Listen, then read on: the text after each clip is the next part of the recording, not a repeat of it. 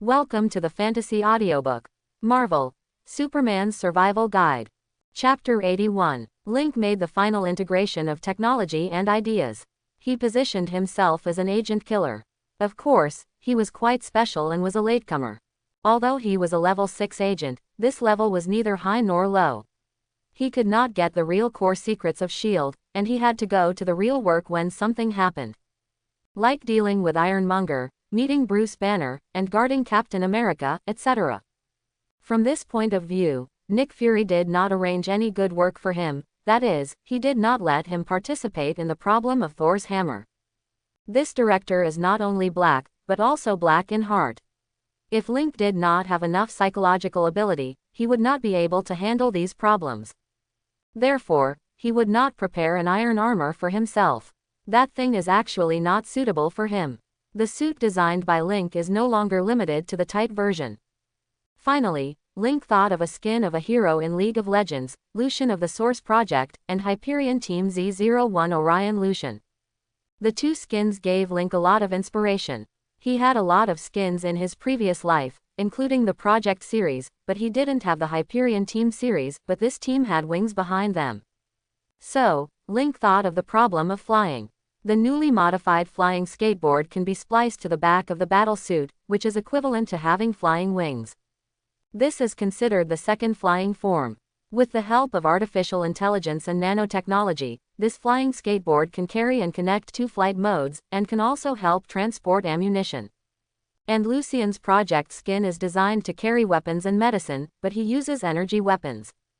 This is not shown, just a little bit. Just say that it is reasonable to hang a circle of pistol magazines on the belt. And the position of the waist can carry your own throwing knife box, but the pistol alone is not enough, you also need to thank the assault rifle, the magazine can be placed on the flying skateboard. The position of the missile can also hang an ammunition box to supply yourself. There are many accessories in this regard, and Link's thinking has been completely opened up. He is not Superman now. He is just a shooter, so he should be regarded as making up for the lack of firepower of the Avengers. That's right, no matter how you look at the Avengers, they are lacking in firepower. Many people have complained about it, especially Wakanda. With such advanced technology, they still use spears. Facing a large number of enemies, they can only fight hand to hand. Is this still forcibly narrowing the gap? Of course, if they are all alien fleets, the Earth is not a match at all, and the special effects may be more expensive. Link made a little joke, and then continued his design. The idea has been completely determined, and now it is just a little bit of thinking. It doesn't need to be too powerful, this is the key point. Link is doing research and development at his own level, and he is also forcibly suppressing his strength. After all, he joined the Avengers just to play a supporting role, just for the infinite gems, not to act as the main force and attract attention. Aliens are not scary, but the scary Earthlings are. Link doesn't want to expose the fact that he is Superman. Getting one Infinity Stone can stop Thanos from snapping his fingers. Getting two will make Thanos weaker. Maybe Captain Marvel or Thor will kill him directly. Taking the skin of Project Lucian as a template, the belt, shoulder pads, arm guards, knee pads, and leg guards are all enhanced. Although it is just for show, it still needs to be strong and durable enough. It is best to use vibranium, and this skin has a helmet. It is convenient for him to communicate with artificial intelligence. There is a tuxedo-like decoration on the back, which is also like a swallow's tail. Because nanotechnology is used, there is no need to leave an interface on the back. The interface can be installed on the upper part of the flying skateboard, which can be directly docked. In this way, a set of variable flying suits is designed, with some weapons on the waist and a Glock 17 pistol on the thigh. Energy weapons are not needed for the time being, but Link is also ready to design a pair of energy pistols using Tony Stark's new elements. He has scanned them before. The comm accelerator is also in the automatic factory below, and he can manufacture them. However, he couldn't use Tony Stark's reactor. He needed to design a reaction device inside the energy pistol. He perfected the design, but didn't build it because he didn't have vibranium. If he had vibranium, he could immediately build nano parts. The automatic processing plant has nano processing capabilities. Link designed another set for Jessica. This time he used Ash's project skin, which also has a helmet. Her design fits the body, highlighting her figure. She can also connect a flying skateboard on the back, and the color scheme is the same as the battle suit. But for her weapon, Link designed a large caliber long-range energy weapon, and she can usually use an assault rifle. The two sets of armor themselves do not need energy. On the one hand, both of them have strong strength and endurance. On the other hand, Jessica is not for fighting. The key is defense and escape. And Link's energy pistol is enough. When there is no one else, his own attack power is enough. Coulson, I need to go to Africa. I need to carry weapons this time. Is there a plane? Link asked. Lin, you really surprised me. Do you have any information? Coulson asked. No, it's my personal matter. Link said, how about it? If not, then I can charter a plane to go there. Yes, I will arrange it for you right away. You are a level 6 agent, so you still have some authority. Coulson did not refuse. Although Link's identity has changed greatly now, Link has not left S.H.I.E.L.D. and is still a level 6 agent. Okay, I'll wait for your news, but there is no mission for so long. Link asked again. No, after all, you are a high-end combat force, there is no mission that requires you to go out in person, and your current identity is very good, the director hopes you can keep it up. Coulson's words made Link roll his eyes. There is no dangerous mission, otherwise Nick Fury would probably let him do it, that guy's style of doing things is like this. Link did not get entangled. Just like Bruce Banner, Link can't see him now, and he doesn't know how Nick Fury arranges it. This time Link will go by himself, and he won't take Frank with him, because his target is Ulysses Klaw, who has a lot of vibranium in his hands. Ultron can use it to build a huge body for himself, so it is no problem to build 2 sets of battle suits. Africa, Ulysses Klaw's base camp is here. Link got off the plane, let the plane wait for him, and then left with a large backpack. He did not live in any hotel, but walked until night, then opened his backpack and armed himself. Combat uniform, combat boots, gloves, tactical vest and tactical helmet, followed by a submachine gun, a pistol and a large number of magazines. These things have been processed, and his fingerprints will not appear on them. Link is not ready to take them back. Then he listened carefully, and even flew up after dark. At this time, the satellite is invalid and the situation on the ground cannot be seen. In Africa, there is no need to worry about someone or surveillance discovering him.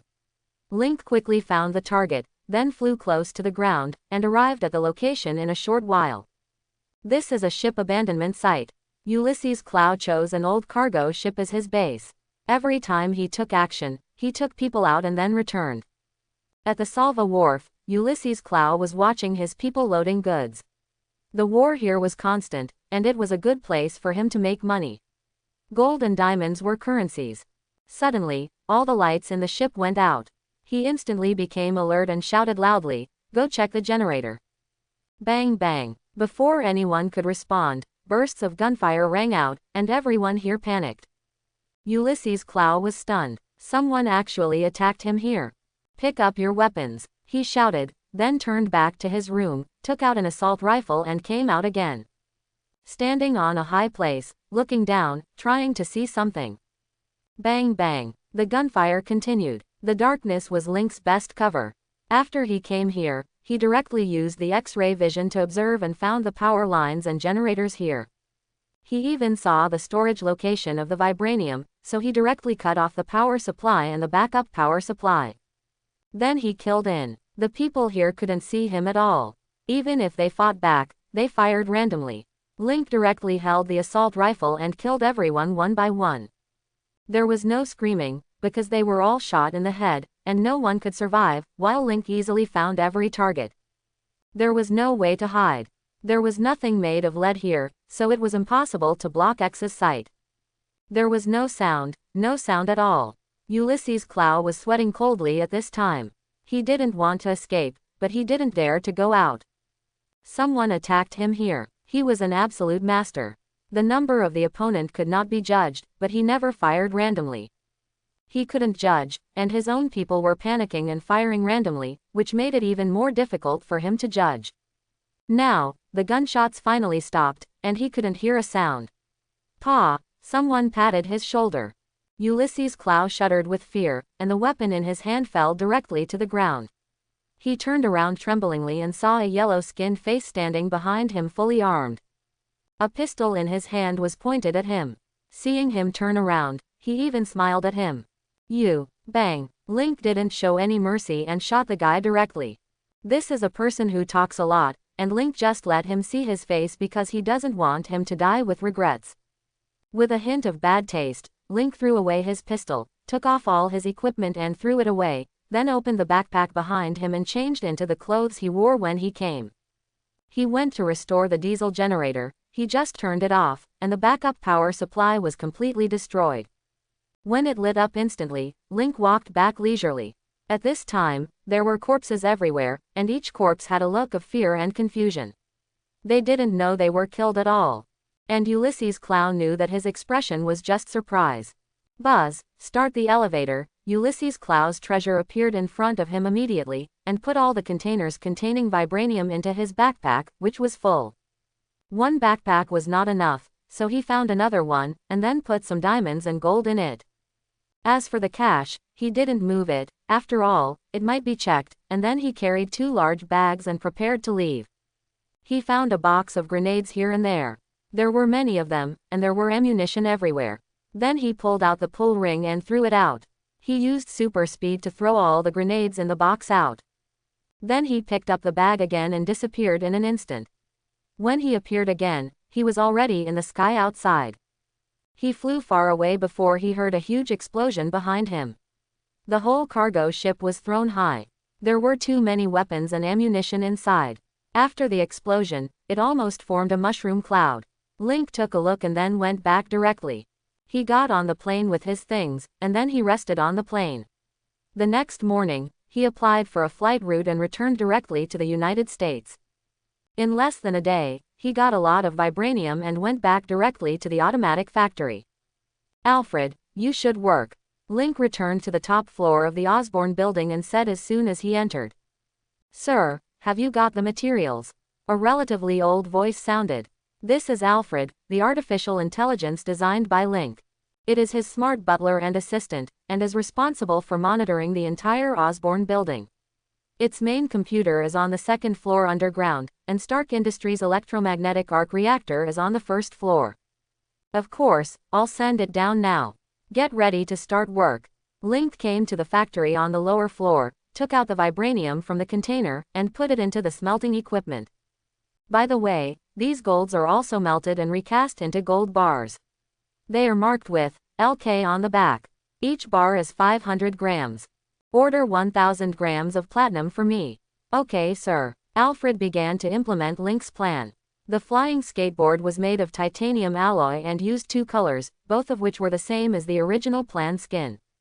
The 2 men's battle suits only require the creation of nano-modules and then inputting the program. This kind of nano-level technology is currently only owned by Link. Link returned to the top floor, took a bottle of bourbon and a cigar, went to the deck chair on the balcony, lay down, and began to enjoy the sunshine. At this time, the phone rang, and it was Coulson who called. Lynn, you really made a big move.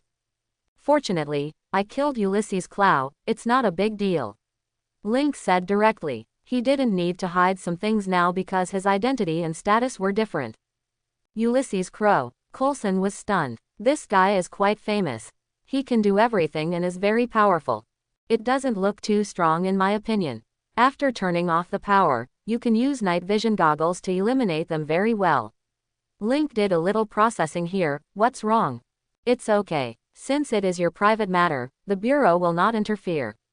Coulson said. I called today to ask about something. Did you get a new element reactor from Stark? Link suddenly realized that this was the case, so he said, yes, I did get one. Link actually has 2 in his hand now, and there are many new elements, which are currently being manufactured in the automatic factory above. 2 reactors, one for myself and one for Jessica. Jessica can't use it now, and there is nothing else that can directly threaten her, so it's hard to say when she will use it. The new elements are for weapons. Smaller energy devices are installed in 2 energy pistols, and Jessica is a large energy weapon. The large energy weapon is inspired by Jinx's weapon and can transform into machine gun, shoulder cannon form, or even be charged up to fire a large one. This is Link's design for Jessica. After all, he doesn't want Jessica to fight in close combat. After all, she is not himself and is not that powerful. Once her superpower is exposed, it is really hard to explain. Link added, "The Osborn group has a flying skateboard. I tried it. It can be used as a flying prop. After all, although my marksmanship is good, my movement speed is a bit slow, so I asked them to modify it and install an energy source so that I can fly for a longer time. The flight time is longer than Tony's. After all, there is no need to release energy, nor does it need to supply the energy consumption of the armor." Coulson understood and said, "I understand. I will inform the director that your combat strength needs to be re-evaluated." Link said, "No problem." The two quickly hung up the phone. Link's identity was different now, but Nick Fury was definitely a sinister guy, darker than his face. Knowing his situation, he will definitely adjust his use in the future, but now Link is in no hurry. His original apartment was given to Frank and McCall. They no longer had to rent an apartment, and there were parking spaces in the underground parking lot. Link bought them a car. In this way, they drove to Osborn Tower every morning, picked Jessica up to go to work, and brought her back after get off work. Finally, there is one gym left. Link doesn't own many properties, and he won't buy them casually, because real estate is of little use to him, and a small villa on the west coast is enough. Link won't go to other places at all. It's of little use to him to buy too many properties. He prefers the penthouse in the Osborn building, where sunbathing is a kind of enjoyment. Link is going to change that gym, because now there is a gym in his mansion, and after special treatment, it is enough for him and Jessica to train. The separate gymnasium was no longer of much use, so Link planned to modify it and turn it into a workshop. This workshop was specially used to modify vehicles. He was going to upgrade his Saber class. Considering future combat problems, he needed a mobile arsenal, so this large SUV was very suitable. Now I use it to hold weapons, but I won't use it for the time being, but I will definitely use it in the future. Moreover, S.H.I.E.L.D. will use Quinjet fighters in the future. Maybe Tony Stark is providing it with technical guidance now, but Link doesn't know it. The main function of this kind of fighter is more of transportation. Its main weapon is a minigun. Its more function is to transport personnel. A Quinjet can transport a S.H.I.E.L.D. combat team and the equipment it needs. Link believes that some modifications can be made. In addition to the driver's and co-pilot seats, some other things can be deleted, and finally used to transport your own car. The flying skateboard is responsible for transporting ammunition to itself, so it needs to be matched with the car. You can also put the flying skateboard in the car at ordinary times. The only pity is that I can't use an armored vehicle. That one is heavier and larger and will definitely not fit in the future Quinjet fighter. In other words, a large SUV may be okay. Jessica returned to the mansion on the top floor of the building. "Alfred, where is Lynn?" "Miss Jessica, sir is working downstairs." Artificial intelligence Alfred solved the problem of the house being too big and unable to find her boyfriend. Jessica stepped on her high heels and came to the automatic factory below, where she found Link busy at the workbench. After walking over, I found that Link was using a holographic projection. This was just a holographic projection on the workbench. Link didn't make it too big. The holographic projection requires all-round light exposure and is not suitable for installation here. Even Tony Stark did not install a large-scale holographic projection on the top floor of the Stark Tower. Link turned his head, looked at Jessica, and asked, "How is it?" "This is a necklace made of platinum, set with 108 diamonds of the same size, 18 of which form a heart shape." Jessica smiled and said, "It's beautiful." "Okay." Link saw that his girlfriend was satisfied, and then ordered, "Alfred, start building it." After Link finished speaking, he pulled Jessica back to the upper floor, and the two went to the kitchen to cook. They rarely go out to eat, and most of the time they cook at home. They are both very homely people, unless there is a necessary social event, or they are with Tracy. Because of the investment of Jessica's charity foundation, Tracy has completely controlled her own radio program. She can say whatever she wants, and the producer of the program can't control her. Because the Foundation doesn't care about the number of listener shares, the main theme is that a rich and willful person can do whatever he wants, and Tracy also lets herself go. After dinner, the two of them looked for interesting TV shows. The battle suit has not been completed yet, mainly because the nano-level processing speed is very fast and it takes a lot of time. Especially the processing of vibranium is not easy, it takes several days, but there is also an advantage, that is, the solidity of vibranium. Once it is completed, Link almost doesn't need to process it again. At the same time, the material of vibranium should be able to withstand infinite gems. After Link gets the gems, he can wear them directly on his fingers.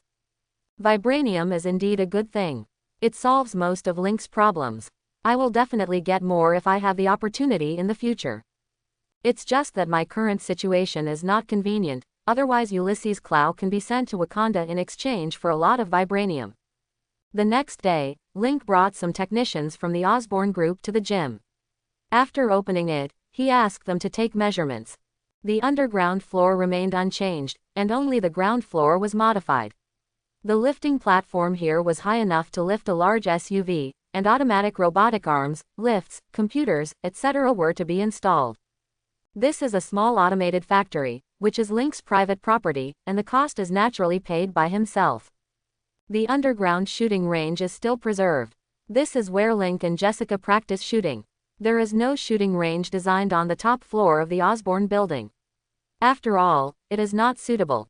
Jessica still needs to practice design. Energy weapons cannot be used easily. She can only practice with firearms.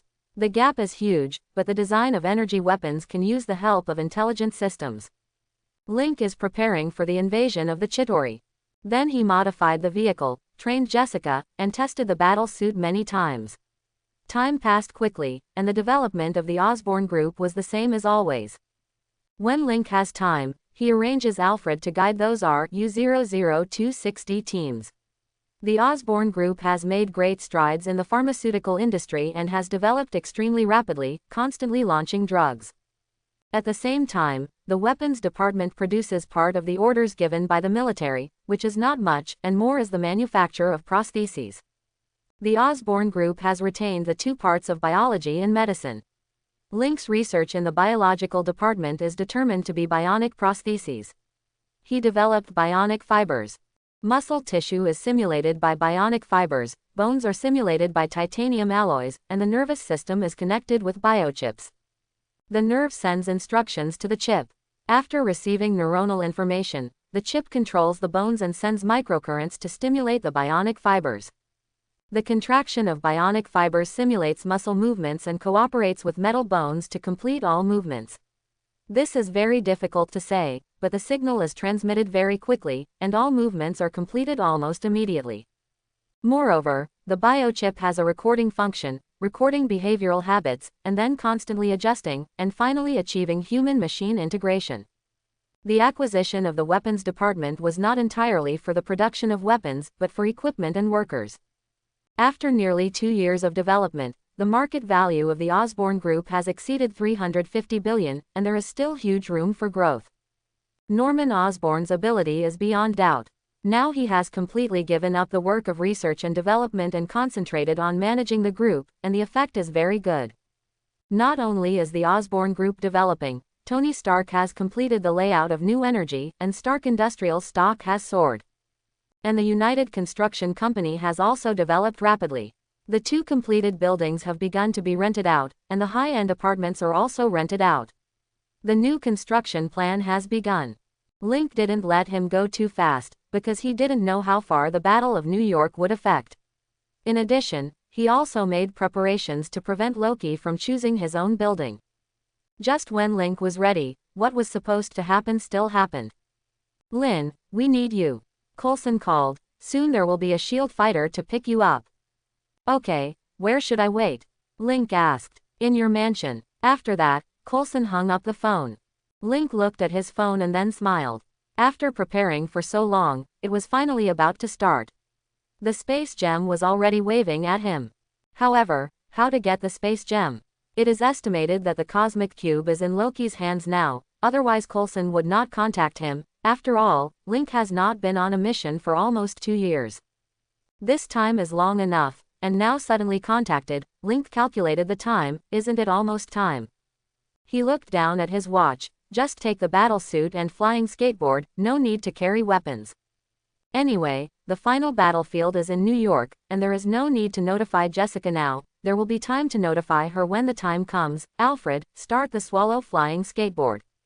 Yes, sir. Before Alfred's voice fell, a gate opened, and the skateboard rose directly and flew to Link's side. Link stretched out his hand and grabbed it, and its power system was immediately shut down, and then began to decompose. This is made of titanium alloy, and also uses nanotechnology.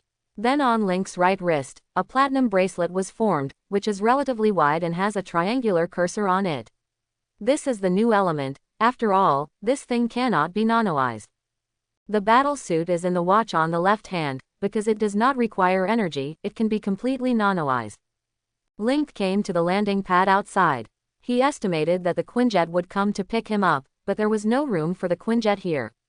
However, the Quinjet could float and then open the tail door as a staircase, so Link went outside to wait directly. Sure enough, the Quinjet arrived quickly, floated on the helicopter landing pad, and the tail door slowly opened. Link walked up directly and found that there was only one pilot. Sir, the other party turned around and greeted him, then turned back, closed the door, and the fighter took off. Link came to the co-pilot's seat and sat down, fastened his seat belt, and put on headphones. Is this newly developed? Yes, sir, the pilot said. After that, Link said no more, but observed the driver's operation and looked at all the instruments at the same time. He could remember all of them, and then find a manual to read it again, and he would basically be able to drive it. After this battle, you must have won. The driver saw that Link stopped talking, so he focused on driving the fighter and increased the speed, while Link continued to learn driving skills. An aircraft carrier was driving on the sea, and the fighter plane landed directly. Nick Fury was waiting for him here in person. Lin, long time no see. Nick Fury stretched out his hand and shook hands with Link. Link said, Mr. Director, I don't really want to see you. Is there something wrong? Otherwise you wouldn't have called me. Nick Fury smiled and said, you are no longer suitable for ordinary tasks. This time you need to gather more forces, and someone is rushing over. We'll talk about it when the time comes. Okay. Link followed Nick Fury into the interior of the aircraft carrier and came to the command room. Link saw the scene here in the movie, but after seeing the real thing, he was still a little surprised. Link asked, it can fly. Did you figure it out? Nick Fury was a little proud. Yes, at least this command room is not used for diving. SHIELD is developing well. Link looked around, then took out a cigarette and asked, is there a smoking room? Of course, Agent Hill, take Lin there. Nick Fury asked Hill to take Link to the smoking room, also, let him see the combat uniform. Maria Hill, a level 9 agent, is the next director trained by Nick Fury, who will take over the SHIELD in public, while Phil Coulson will take over the part he secretly established. Nick Fury is indeed the king of agents, but his layout has no support. After discovering Hydra, he can only rely on Captain America to stop Hydra's plan. In this way, SHIELD disappeared in public. This is the room prepared for you. There are combat uniforms and equipment in it. Take a look. Maria Hill said, you can smoke in your room. Thank you, Link said, then pushed the door open and looked at the layout inside, although there was only one bedroom and one bathroom. There were a lot of guns hanging on one wall of the bedroom, as well as Link's throwing knife box, and a set of black combat uniforms, military boots, etc. Link lay directly on the bed. He should be the closest, and others should be on their way, so there is no hurry. Link smoked a cigarette and thought about the follow-up. The cosmic cube was now taken away by Loki. He needed to build a machine to activate the cosmic cube. This was not a big problem. The Mind Stone could control people. He could find enough people to help him complete it, but would he still plan to attack SHIELD? If Hawkeye was taken away, many secrets would be lost, just like this aerospace mothership. In fact, attacking here was dispensable. As long as he could open the portal, the Chitauri army could immediately kill the Earth. There was no need to attack the aerospace mothership. The key Link now was actually Hulk. Did Hawkeye know that Bruce Banner had already controlled Hulk? The problem in front of Link now was the timing to take the cosmic cube. He sorted out the plot of the movie, and it seemed that there was no chance. Unless he fell down, directly from the aerospace mothership, and then used the flying skateboard to fly back to New York, and got the cosmic cube before the machine started. Once the machine started, an energy shield would be formed. I can break it, but once I break it, will I be exposed? This is not what Link wants, but he can try. If Loki is really caught on purpose and comes to the aerospace mothership to provoke Hulk, Hawkeye will definitely attack. He can find a chance to fall down and try. Even if it doesn't work, he can go back to get his equipment, start his chariot and go to the battlefield. What if the situation changes? If Loki doesn't attack but directly starts the machine, his scepter is the key. But there is also a problem, that is, the World Security Council may launch a nuclear bomb, which is a big trouble. Link didn't have a clue for a while. Plans will never change as fast as changes. It is better to keep the same in the face of changes. If it doesn't work, smash the top floor of Stark building and let the machine fall down with the cosmic cube. Directly crush the outer shell of the cosmic cube, then take out the gems inside, and finally wrap it with vibranium to isolate gamma rays. Link put out the cigarette butt, then looked at the combat uniform, and started to take off his clothes directly. The black combat uniform is one piece, and it feels very fitting after putting it on. The trouser legs are tucked into the military boots. Tie an armed belt, take a thigh holster, and tie it on the right thigh. This position is the most comfortable and fast to draw a gun. Link tried it at normal speed. There are many weapons hanging on the wall. He only put a Glock 17 in the holster. Now is non-combat time. There is no need to carry spare magazines, making it seem like he needs to fight at any time. However, after Link finished his equipment, he did not leave the room. He lay on the bed again, took out a cigarette, and took out another one and smoked it. Someone will call me later, or the communicator in the room will sound, and I will still lie down comfortably. Bruce Banner is far away. He boarded the Quinjet. Nick Fury called him before and asked him for help. He did not refuse. He had to say that he owed a favor to S.H.I.E.L.D., and he could stay in the forest area of Canada with peace of mind and live a life without worries. This is a favor from S.H.I.E.L.D. Tony Stark received the news last night, and Coulson gave him some information. He read it overnight and knew the importance of the matter. Captain America Steve Rogers was personally invited by Nick Fury and also given a copy of the information. Only Link didn't. Soon, these people boarded the aerospace carrier, the flight system started, and Link's door was knocked. The visitor was Black Widow Natasha Romanoff. Lynn, long time no see. It's been a long time. Link nodded. They had met once, and that was at the New York branch. The other party came to test his fighting ability. Let's go, Fury is waiting. After saying that, Black Widow turned and left, and Link followed behind. The two came to the command room, where there was a round conference table. Everyone sat here. Link raised his eyebrows, and there were indeed some changes. Tony Stark was also here. He arrived on time. It seems that he can't think completely according to the plot. Hey, Link. Stark waved to Link, followed by Bruce Banner and Steve Rogers. All three of them had met Link and accepted his help. Nick Fury glanced at Link and then said, "You all know each other now. Let me tell you about the situation." Then he briefly introduced the situation of the Cosmic Cube, and then about Asgard Loki and the captured personnel, and then said to Bruce Banner, "Doctor, you are an expert in this field. If you say who knows the Rubik's Cube, then it's you." Bruce Banner needs to gather all the gamma testers on the roof, and then he will write an algorithm to find the whereabouts of the Cosmic Cube.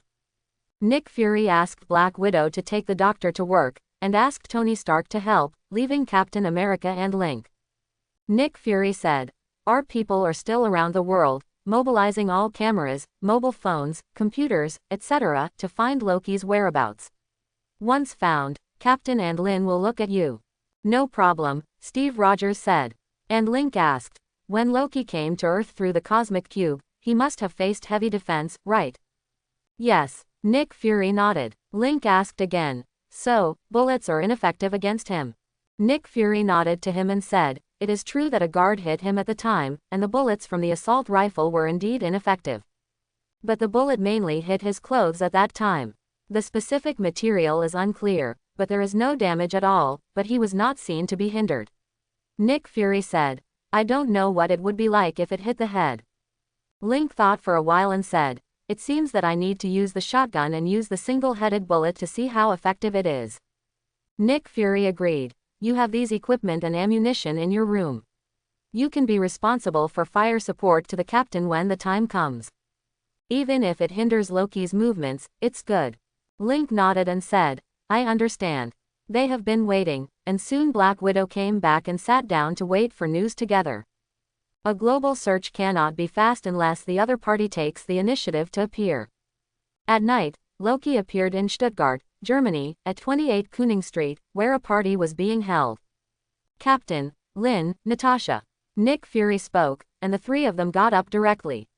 Link returned to his room to get a Bernelli M1014 shotgun.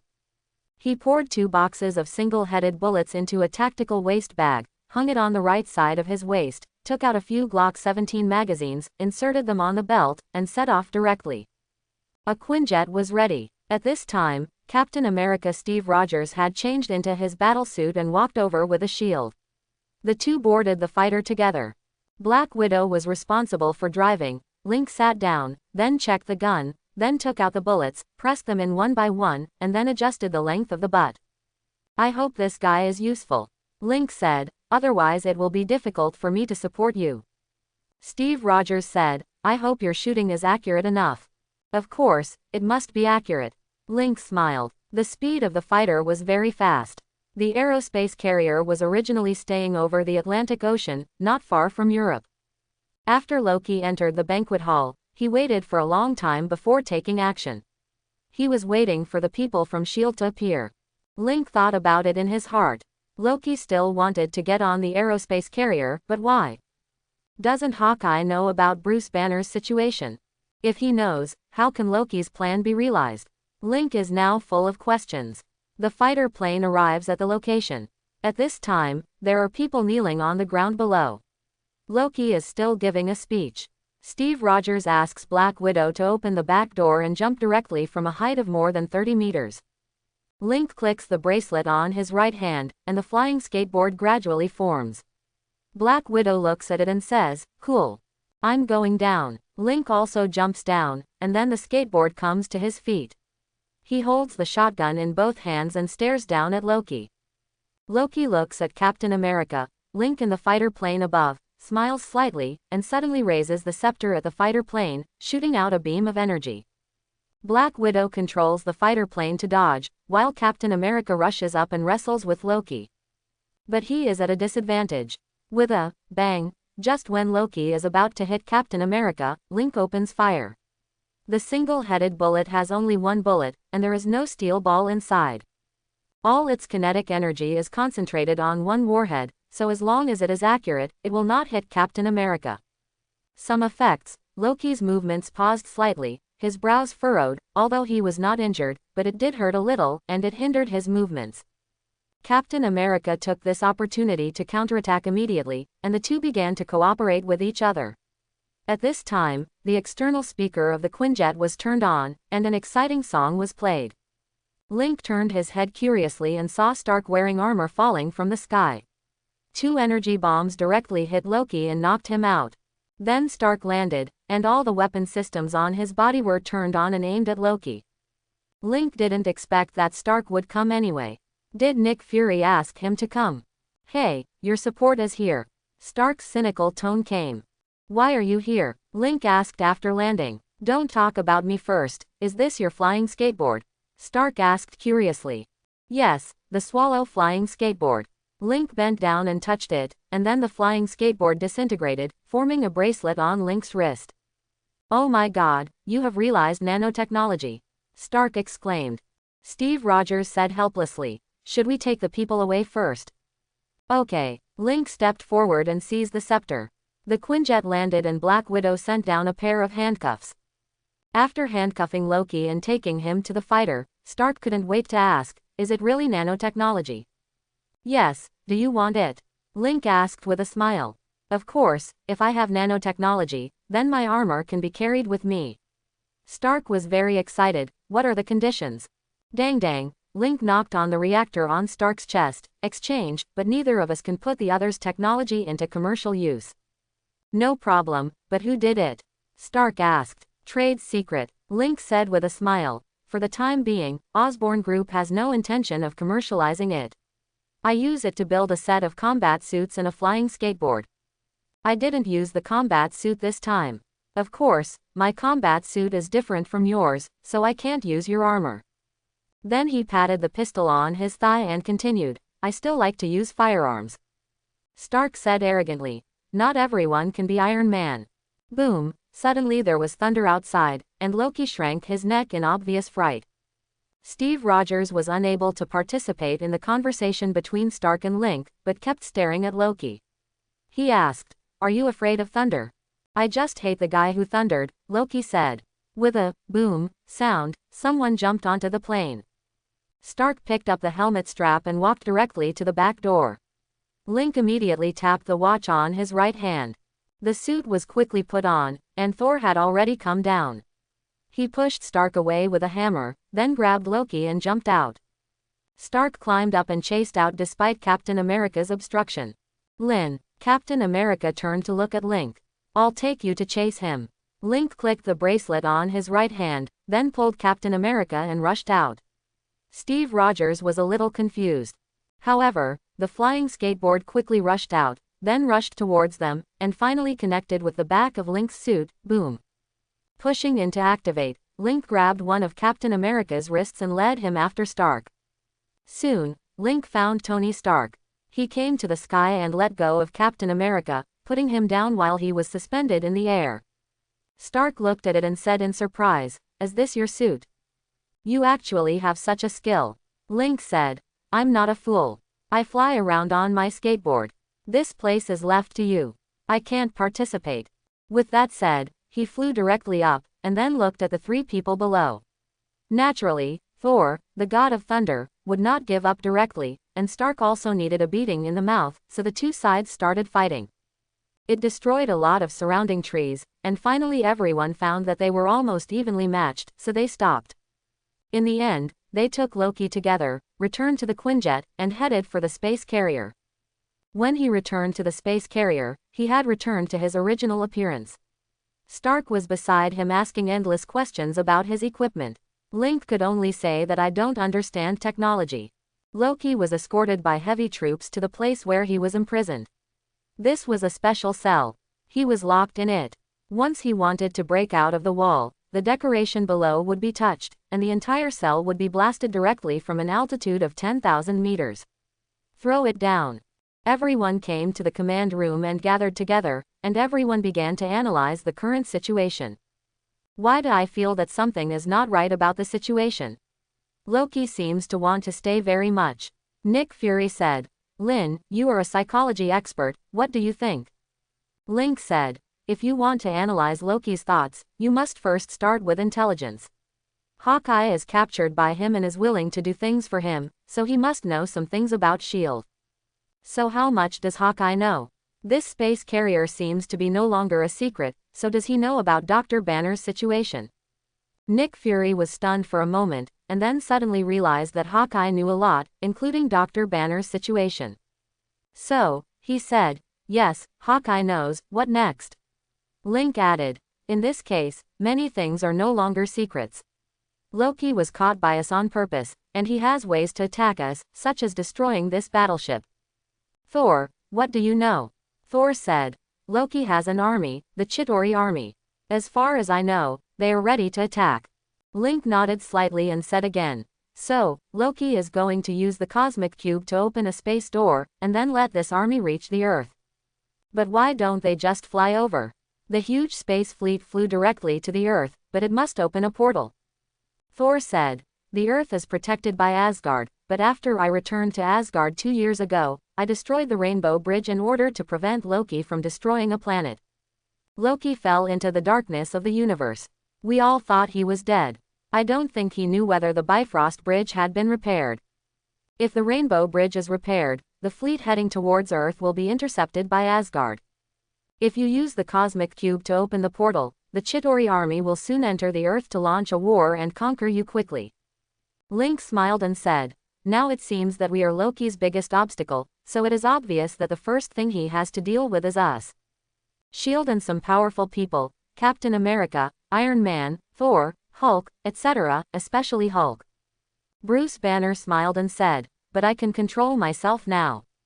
That's the problem, Link said. I remember the director said that Hawkeye is controlled by Loki's scepter, so there is a problem with this scepter. Why can it control people's minds? After it is out of Loki's control, can it still function and influence human thinking? Quote. Everyone was stunned, no one had thought about this. Stark said, then what are you waiting for? Banner, we should go to work. On the one hand, we are looking for the cosmic cube, and on the other hand, we are checking the scepter. Okay, Banner said, and left with Stark. No one else could help with this matter, except Link. Link said again, now we have to guard against Hawkeye. He knows how to board the battleship. Now we need to increase the defense level. Black Widow said, we can let him come up and we can catch him then. Hawkeye is just control. Nick Fury agreed with this. He did not want to lose Hawkeye and said, Agent Hill, be prepared. Any Quinjet that wants to land must be intercepted and forced to a stop. Yes, sir. Maria Hill always looked cool. Nick Fury turned to look at Link. Lin, I need you to talk to Loki. Try to understand what he really thinks. Link raised his eyebrows and said, I can only give it a try. After all, he is an Asgardian and I don't know them well. Link stood up and walked out, while Nick Fury was lost in thought. Thor and Coulson started talking, and Captain America also stood up, and he was going to see the progress of Banner and Stark's work. Link arrived at the cell. Loki stood in the cell, surrounded by special transparent materials. Loki looked at Link and smiled, and said, it is indeed you. It seems that Hawkeye's mouth is not reliable. Link said, he gave you all our information, you know my expertise. That's right, the so-called psychology on your Earth is useless to gods. Loki said arrogantly. Link shook his head and said, I know the relationship between you brothers. You are just a stupid brother. Quote. Loki was stunned, and then angry, he is not my brother. Ha, Link laughed and said, look, you are angry now, gods are just like this. Ah, I know, you want to irritate me. Loki tried to ask, to understand my thoughts when I am angry. No, in my opinion you are just a grown-up child. By the way, how old are you? Link asked suddenly. Loki did not expect that the weak human in front of him could irritate him repeatedly. Link shook his head and said, we know something about your situation before Thor came to Earth. You just want to get the attention and respect of your father. A naughty child will always get the attention of his parents, which is no different from the children on Earth. You think your father ignores you. Of course, you are adopted, so you think even more that your father doesn't love you. You still say you are not a child. Bang, Loki's fist hit the transparent wall. With a click sound, the surrounding fixed arms vibrated, and Loki himself was startled. Actually, in my opinion, Mr. Director should just throw you down, but this may turn into a diplomatic incident. Link shook his head with regret. You are a big trouble, even if your scepter is detached with your control, you can still arouse other people's emotions. We had to quarantine it. Loki suddenly smiled and said, you are indeed very powerful. He said you can solve many problems. He was referring to Hawkeye, but you can't think of it. Link was stunned for a moment, then suddenly realized, and immediately contacted Nick Fury. Mr. Director, the attacker is not just Hawkeye, there may be an army. Link turned around and left. Loki was confused for a while. He seemed to have exposed something, but how? Link was actually a little annoyed. The situation was obviously different, so Loki was not stupid, so he naturally used more power. He can control the cosmic cube. It is difficult to open a large door, but it is still difficult to open a small door. He can activate the cosmic cube by controlling the wand. That's how he came here in the first place. Now that Banner can control the Hulk, the effectiveness of the scepter becomes smaller, and Hawkeye alone is not enough to destroy the battleship. In this way, it is okay for Loki to adjust his strategy. Link rushed to the command room at this time, and Nick Fury immediately asked, I have ordered level 1 combat readiness. What is going on? Loki has mastered the cosmic cube, but if he wants to lead a fleet over, he needs a huge space channel. But what if he opens a small one? Link said. He can first mobilize a group of Chitauri soldiers. Even aircraft or something. In this way, it will not be difficult for them to attack us. Let Hawkeye land and destroy us first, and then attack. In this way, is it not difficult to destroy us? Understood. Nick Fury also became serious. Attention, everyone, prepare for battle immediately. All fighter jets take off and search the nearby airspace. The battle alarm sounded. First, the pilot of the stealth fighter boarded the fighter plane. Then all the runways were opened, and they took off with bombs in sequence. There is no need for the Quinjet to take off for the time being, because its transportation capability is the strongest and its combat capabilities are much worse. Nick Fury then said, Hill, you take command, and I'll go see the progress of their work.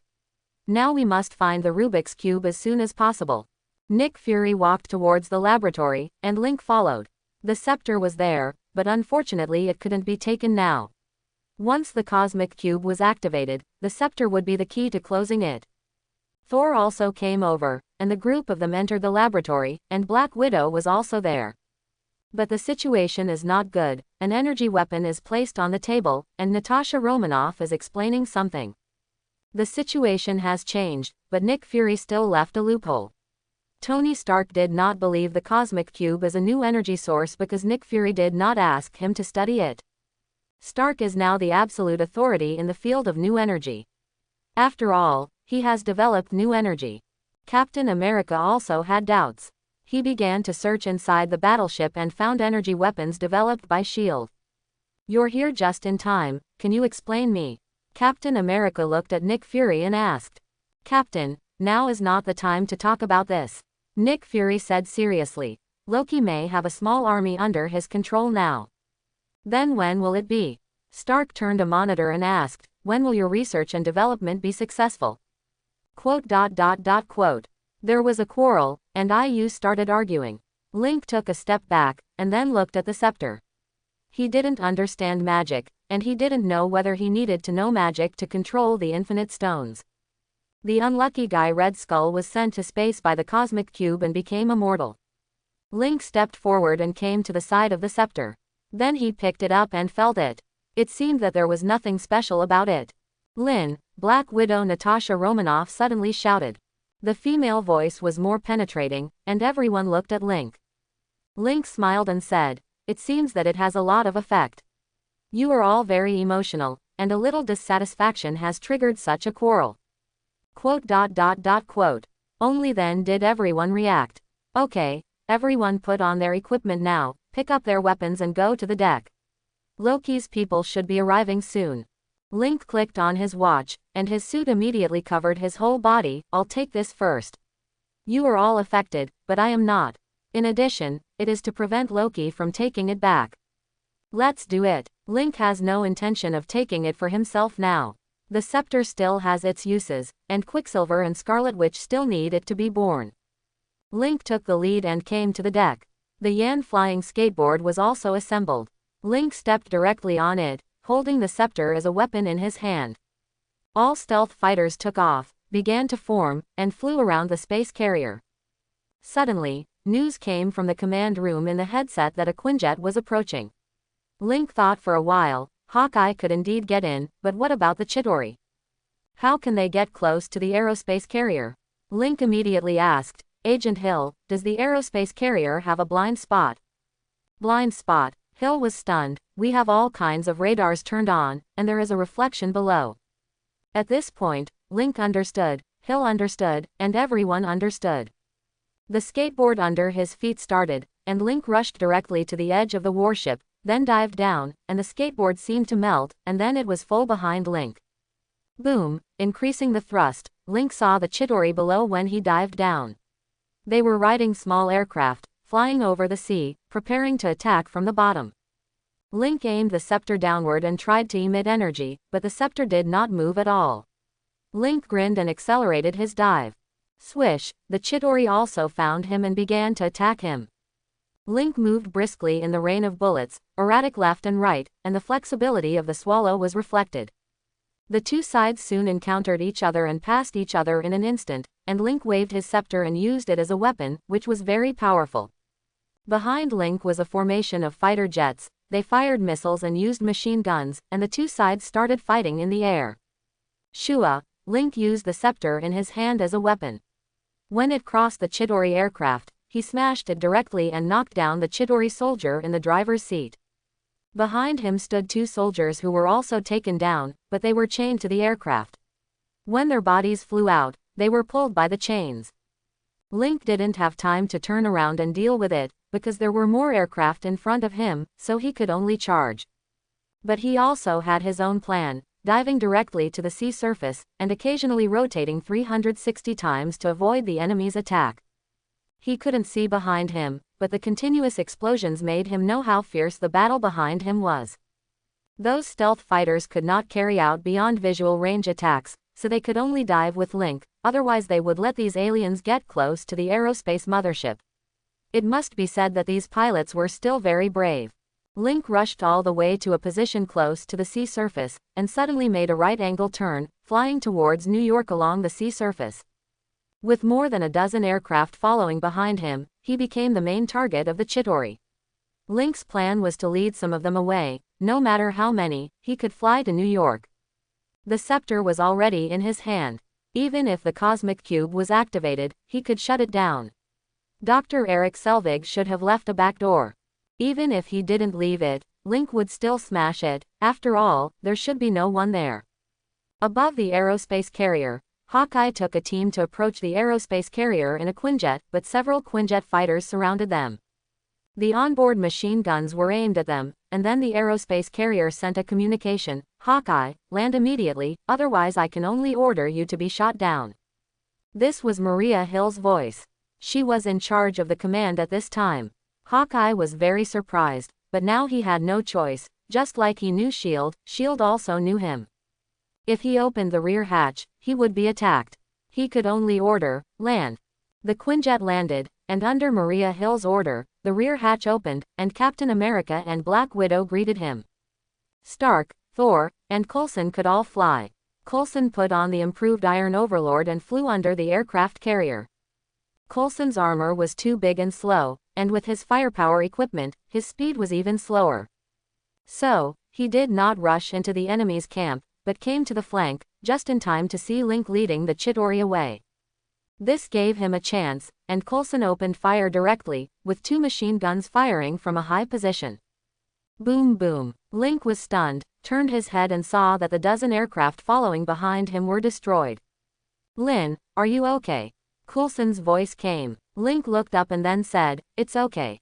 "Excellent cooperation." Coulson gave Link a thumbs up, and Link was speechless. The plan was interrupted at the beginning. He couldn't leave directly like this, so he could only respond, "Beautiful fight." After that, he started again and went straight up again.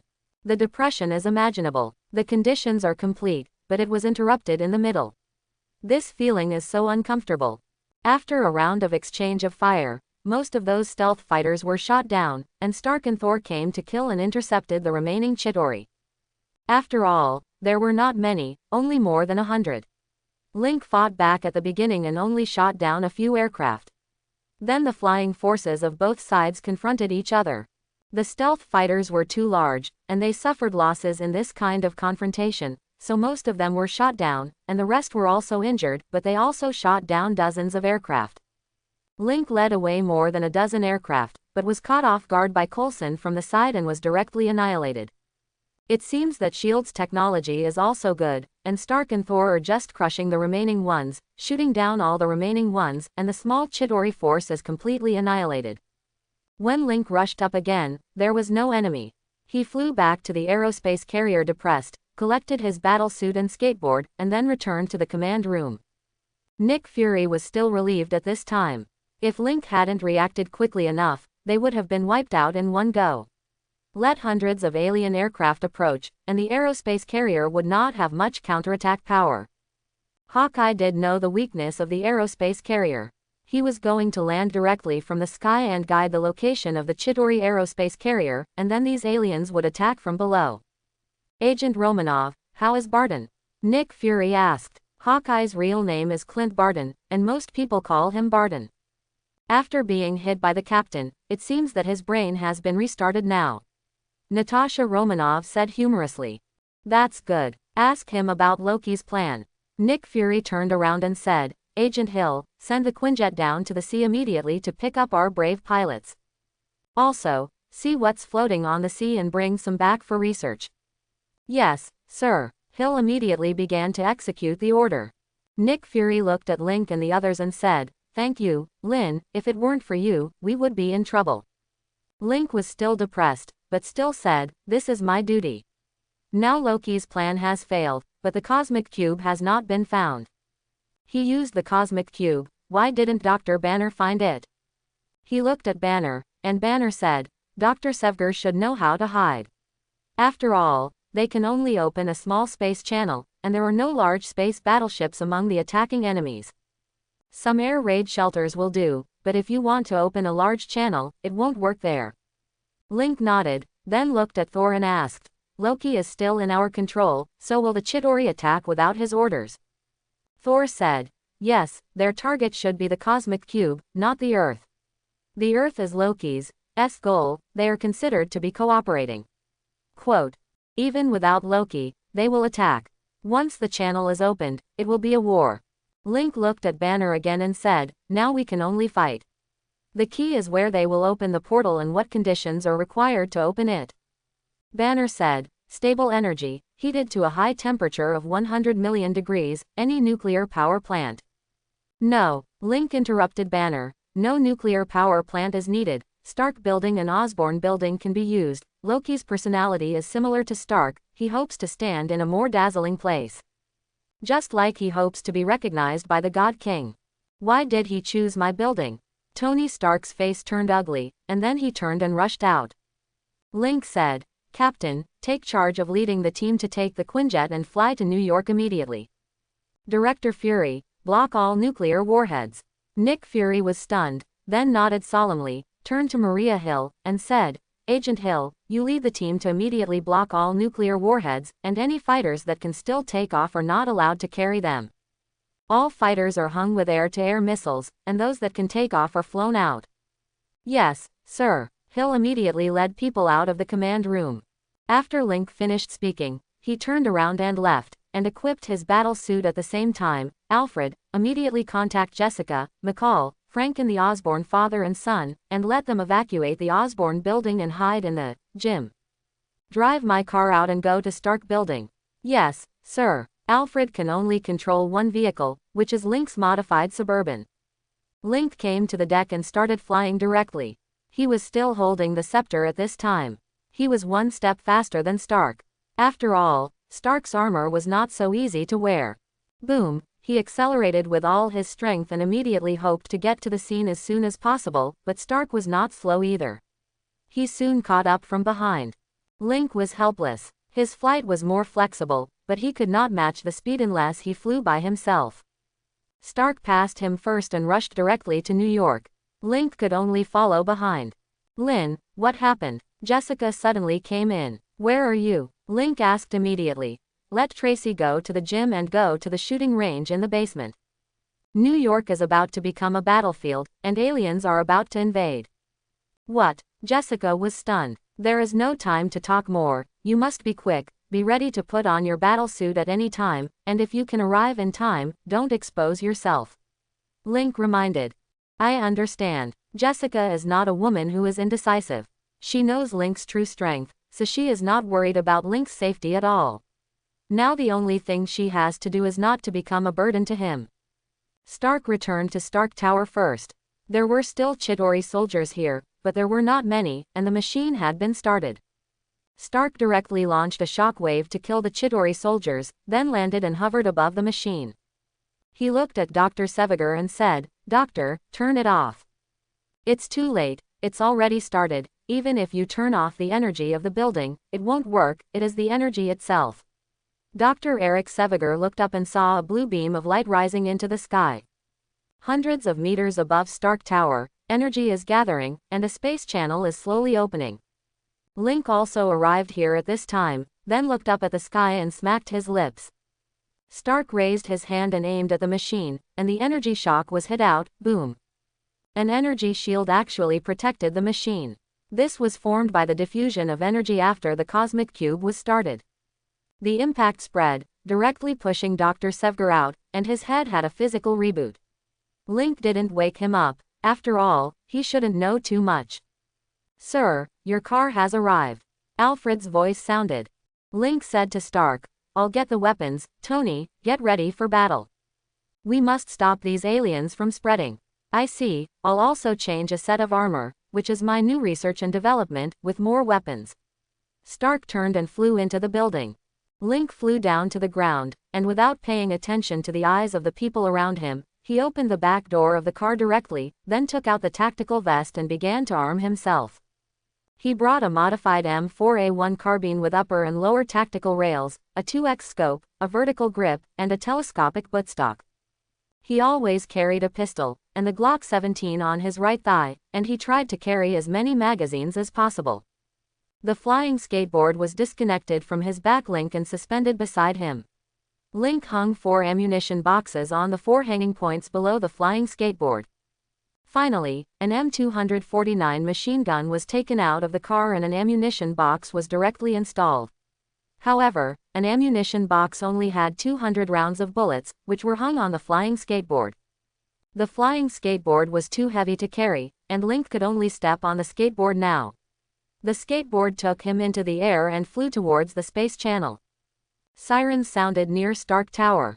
The NYPD received the notice and immediately evacuated the crowd within a radius of 10 kilometers from Stark Tower and established a defense line. Nick Fury is not doing nothing now. He dispatched all the fighters that can fly and notified the NYPD to evacuate the crowd. This is what a director of S.H.I.E.L.D. should do. The aerospace carrier approached New York, but it could not participate in the battle. It was not this kind of battle, but provided a close-range landing position for the fighters. The space channel was fully opened, but it needed to wait for a while to ensure the stability of the space channel. Link held the machine gun and waited for the Chitauri to come in. Stark had changed his armor and also came to the entrance. "Lin, how is it?" Stark asked. "Are you confident?" Link said, "We have to fight whether there are any or not, but we need to know how to close the space channel. We still need to ask Dr. Sevger about this. His brain has been physically restarted. I don't know when he can wake up. Let Natasha ask him later." At this moment, the Chitauri army could no longer hold back, and the first wave began to enter the channel. "Ready," Link said. "I'll go first." Swish, the first aircraft passed through the space channel, and Link opened fire directly, da-da. A burst of fire directly hit the pilot of the aircraft. There were 2 Chitauri soldiers behind each aircraft. Link would naturally not let them go and used short bursts of fire. After all, his ammunition was limited, and he had to save ammunition consumption. Riding on a flying skateboard was not suitable for him to fight in the air, and it was not flexible enough. Da-da-da. Bullet shells were constantly thrown out. The Chitauri could not see Link. Link was not clear about their perspective, but Link was hiding outside the space channel and moving along the edge. Not giving them the opportunity to judge their position, the fight was very clever, and Stark was amazed. This agent is different, not only in terms of shooting skills, but also in terms of actions. But the Chitauri didn't care about casualties at all, and it was unknown whether they had issued new orders. The number of aircraft that came out began to increase, with 3 or 4 aircraft coming out at a time. Chapter 91. Tony, watch out for the ones you missed. Link shouted as he continued to shoot. He slightly increased his speed and still used bullets to kill the Chitauri soldiers directly. The bullets were completely effective. If he missed 1 or 2, before they turned around and attacked Link, Stark's energy shock would arrive, and it would hit their aircraft. However, 200 bullets were indeed too few, and soon the bullets were empty. Reload. Link directly dismantled the empty ones and handed him a full one on the flying skateboard. The flying skateboard was also made of nanotechnology, although it was made of titanium alloy. With a click, the bullets were reloaded, and Stark blocked all of them. The Chitauri's aircraft were endless, but they could not break through the defense of the 2 people, and the Chitauri finally couldn't stand it anymore, and a Villadin rushed into the channel. Link saw a huge thing rushing out of the space channel, and he stopped firing because his bullets were useless against it. He could only watch it fly down, and Stark said, "I'll leave it to you. I'll deal with it." "Okay, I can't do anything about this thing," Link responded, and then held the M249 machine gun and continued to attack and intercept here. This time his firing rate increased a little bit. In fact, he could shoot faster and more accurately, but there was no need. He was just a small character now, and his shooting was accurate. He didn't bring his throwing knives at this time.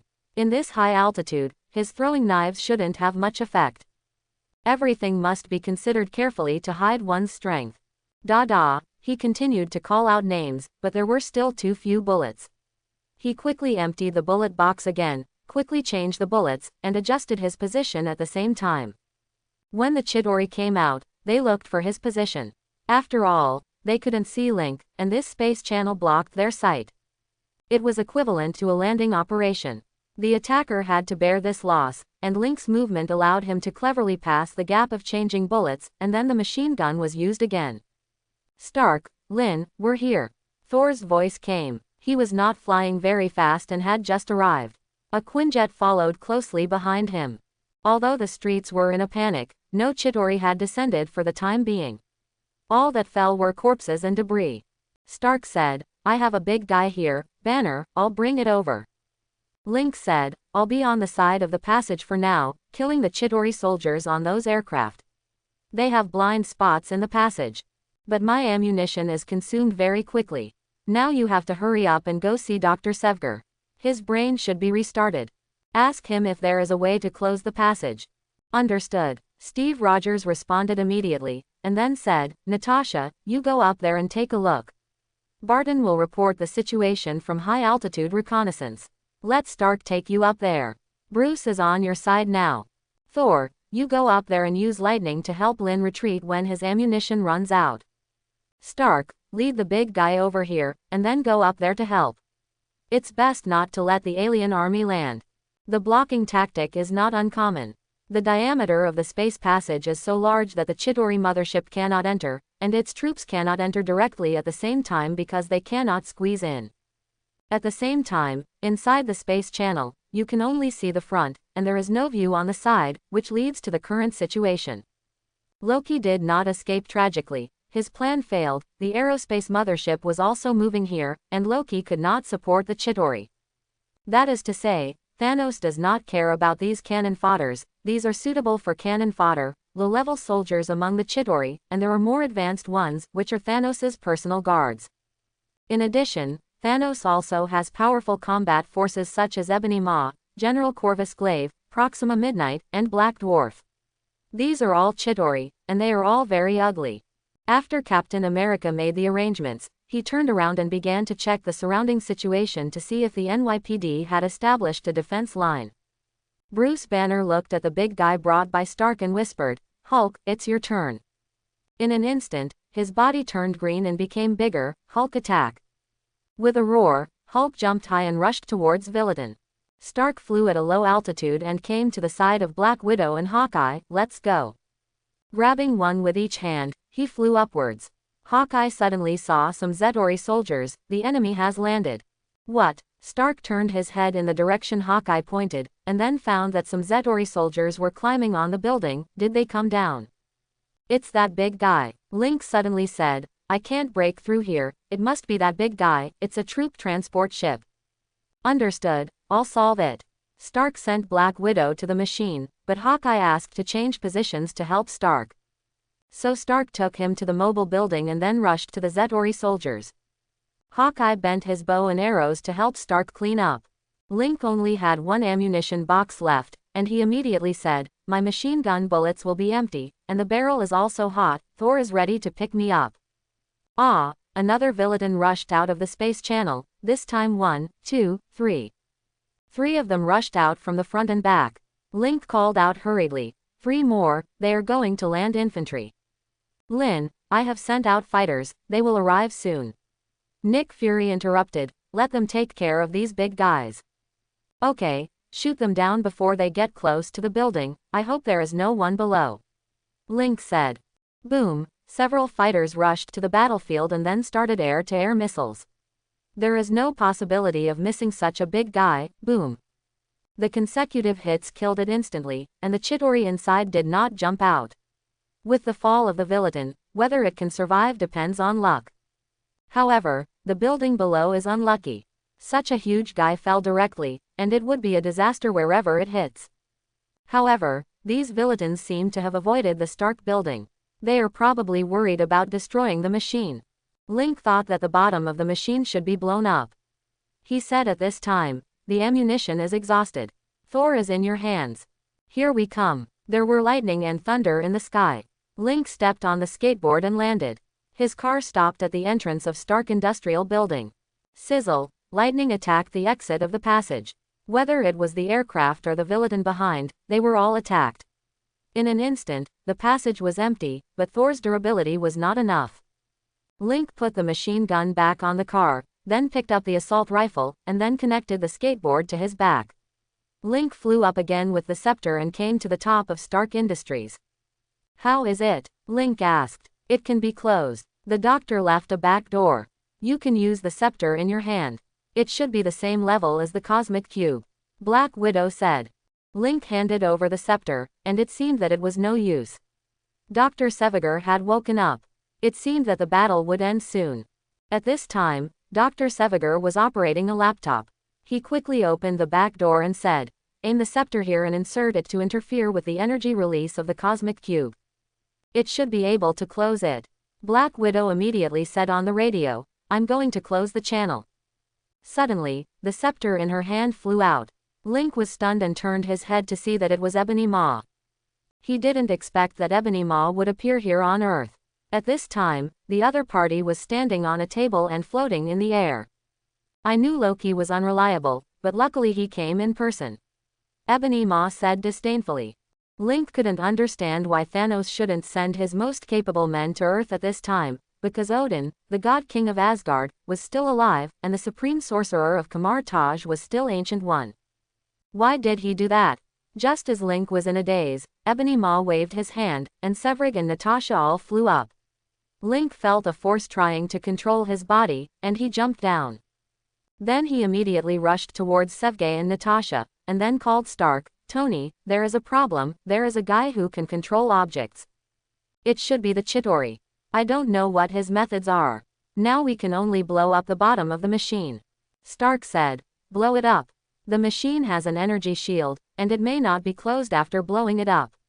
I don't know where the energy will go by then. There is no other way. It can only be done this way. Otherwise, the consequences of keeping the space channel open are difficult to estimate." Link had other plans in his mind. This opportunity was rare. "You go and blow it up, and I'll go and see if I can ensure that the energy is aimed at other locations. Thor, that strange guy is in your hands. Give up the exit of the space channel." "Understood." Thor waved his hammer and rushed towards Ebony Maw. Link grabbed the two and landed, "Hide in quickly." Let them hide in Stark Tower, and at the same time Link asked Alfred to control his car and enter Stark Tower. Then he flew up again, and Stark rushed to the building, aiming at the bottom of the machine and using a high-power energy impact. Boom boom, the bottom of the machine collapsed. The energy shield could not protect a large area. Then the machine began to fall. At the same time, the energy column disappeared. Ebony Maw wanted to control it, but Thor arrived and a lightning shot over. Ebony Maw could not resist lightning. His telekinesis could only control objects. He could only dodge to the side. Link rushed directly to the machine. At this time, the machine was miraculously shut down, but a wave of energy spread directly to the surroundings. Link's battle suit was shocked and there was no damage at all, but his flying skateboard power system suddenly had problems. Link was happy and avoided the falling gravel and grabbed the cosmic cube. Puff, puff, Link's body began to become unstable, but it was not a big problem. "Alfred, use the battle suit to repair the flying skateboard and let me land."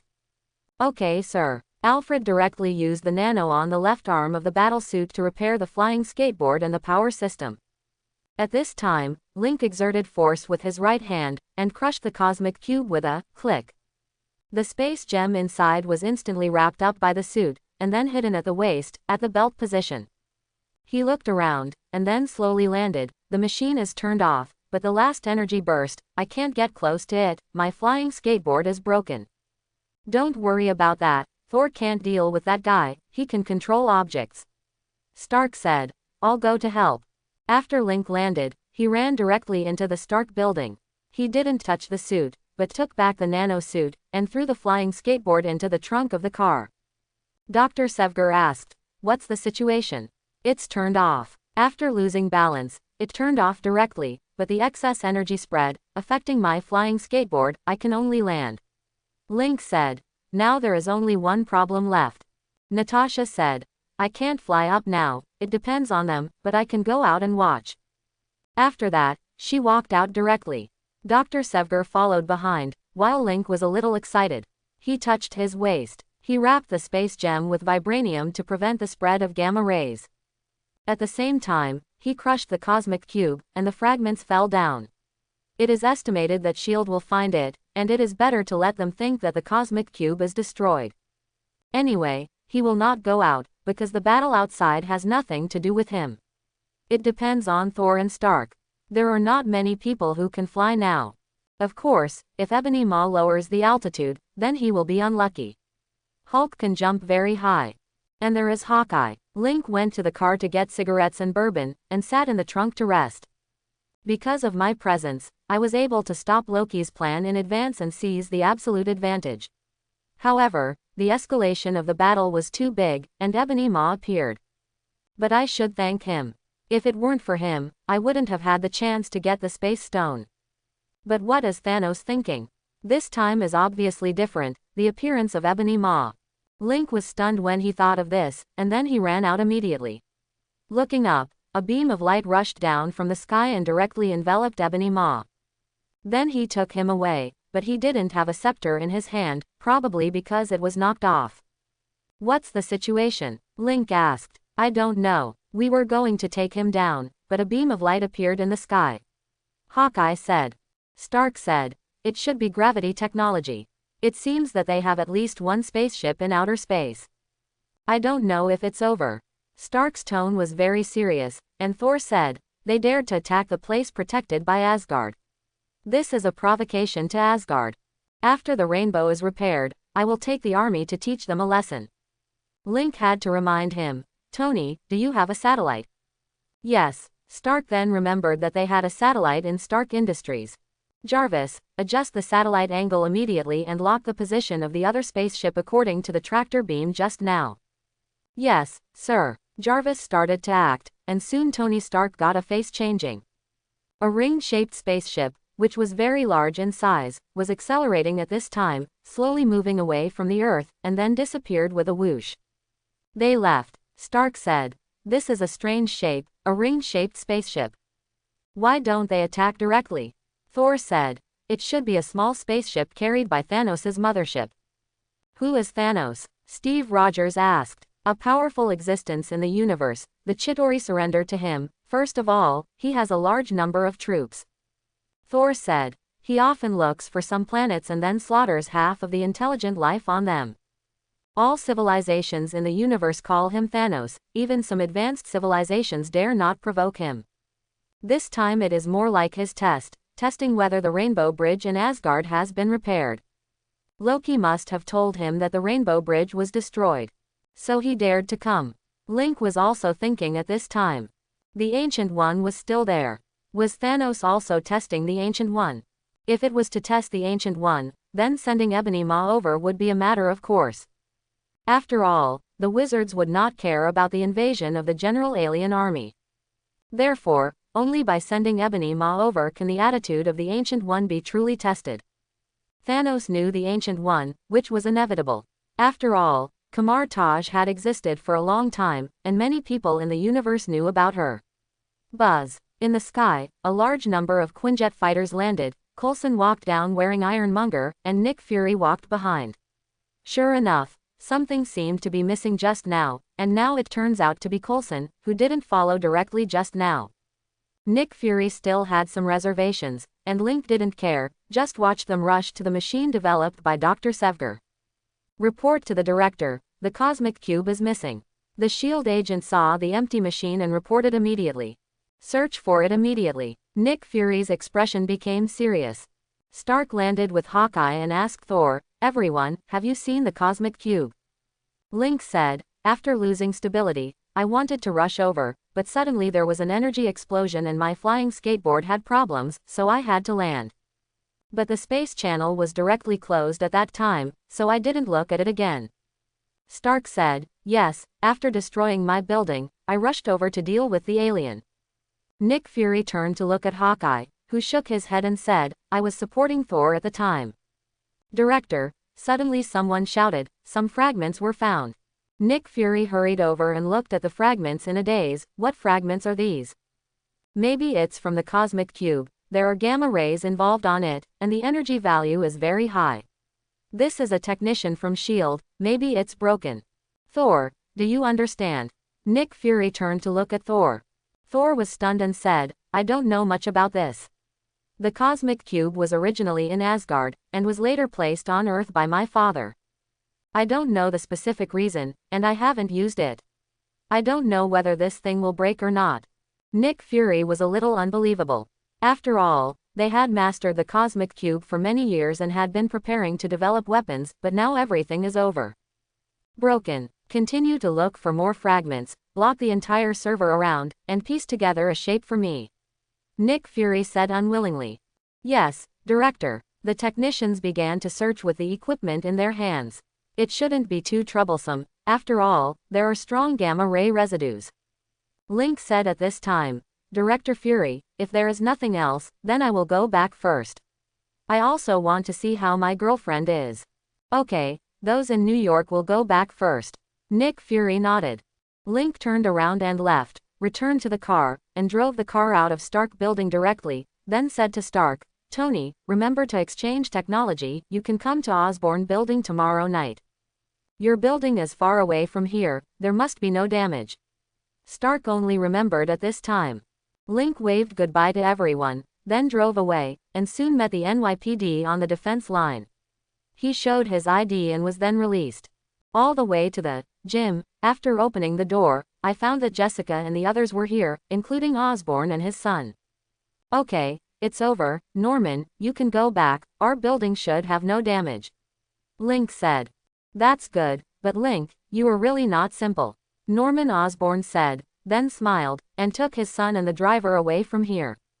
Link then said, "Frank, McCall, take us back to the building."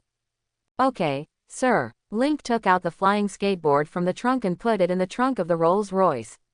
Now it can't turn back into a ring, and can only be nano-IZED. As for the car, there was no damage, but the weapons were consumed a lot, but there was also a problem, that is, the bullets were not powerful enough. And there were too few ammunitions, which was not suitable for long-term combat, or even for fighting aliens.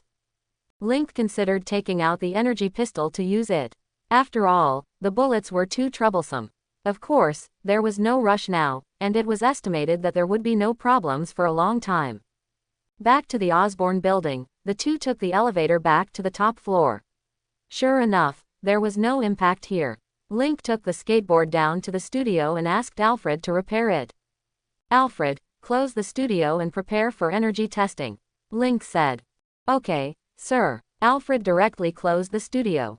Link took off his suit at this time, and the nano suit receded like a tide, but a ring with a blue gem on the middle finger of Link's left hand was formed. Buzz. A stream of energy entered Link's body, but Link didn't react to it, because this energy was not much for him. At this time, he also understood how to use the Infinity Stones and the general principles of the Infinity Gauntlet. In fact, the Infinity Gauntlet is just made of better material and can carry the energy of 6 Infinity Stones, but once the energy is too great, such as letting the Infinity Stones destroy themselves, even the Infinity Gauntlet cannot bear it. Thanos' body has suffered severe damage, and Link estimated at this time that he can fully withstand the use of the Infinity Stones to make a wish, but it is still difficult to estimate whether the Infinity Stones themselves can be destroyed.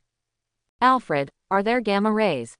Link asked. "No sir, there is no energy emission at all," Alfred replied. "Then scan the ring," Link said. "Scanning." Alfred then said, "Sorry, it cannot be scanned." Link's mouth curled up slightly. He was very satisfied. As expected, the shells of the Infinity Stones are actually used to use the gems. Under normal circumstances, if it is in its original state, ordinary people cannot use it at all. Its shell is more like an energy-absorbing device, extracting energy from the Infinity Stones, and then it is used by people. If you use the gems yourself, you must bear its energy. Link can use the space gems at this time, but it is not necessary. He smiled and said, "Open the seal." Yes. Alfred opened the studio. Link got up and walked up.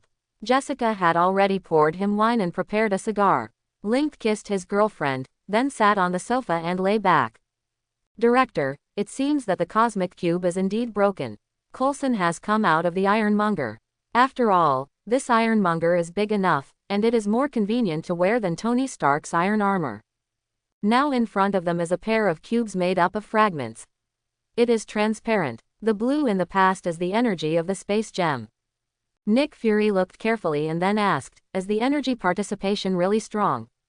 "Yes, Director." The technician on the side said, "We will not make a mistake about this.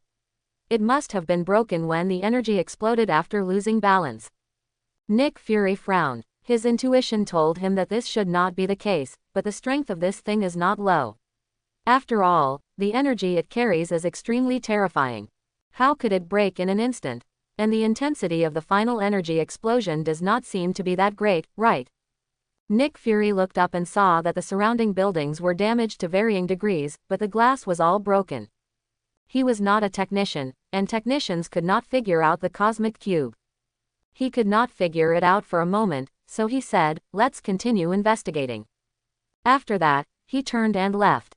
There were still many things waiting for him to deal with. As for this incident, it was soon reported in major media.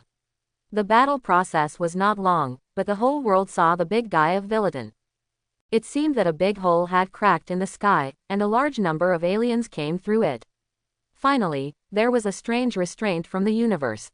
All countries reacted strongly to this. After all, there were really aliens, and alien armies came to the Earth. Ordinary people could not accept it at all. The next night, Stark flew over, exchanged technology with Link, and flew back in a hurry. Nanotechnology was more important to Stark, and Link was actually dispensable for energy technology because he already had it, but it was not good to use it directly. The two sides were considered friends.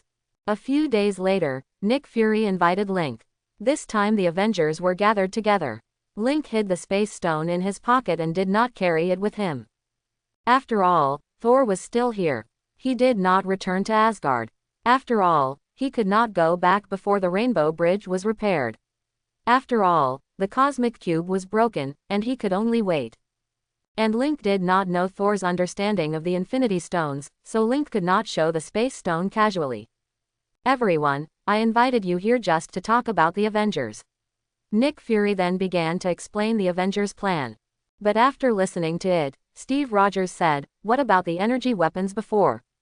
He would not pretend that it had not happened. Nick Fury raised his eyebrows. He did not expect that this matter was still not over. Link thought for a moment and said, "Mr. Director, I think you should tell the truth. Thor alone would not allow you to develop energy weapons. Hiding many things is not conducive to trust. Especially the Avengers you mentioned. If you want everyone to truly trust you, you must be sincere enough." Nick Fury nodded slightly. He judged the situation and found that this was indeed true. "Okay, then there are some things that should be told to you." Nick Fury said, "In 1995, an alien fleet came to Earth. They were called the Kree." Nick Fury did not introduce the characteristics of the Skrulls, that is, their genetic replication ability. Link estimated that a large number of Skrulls remained on Earth.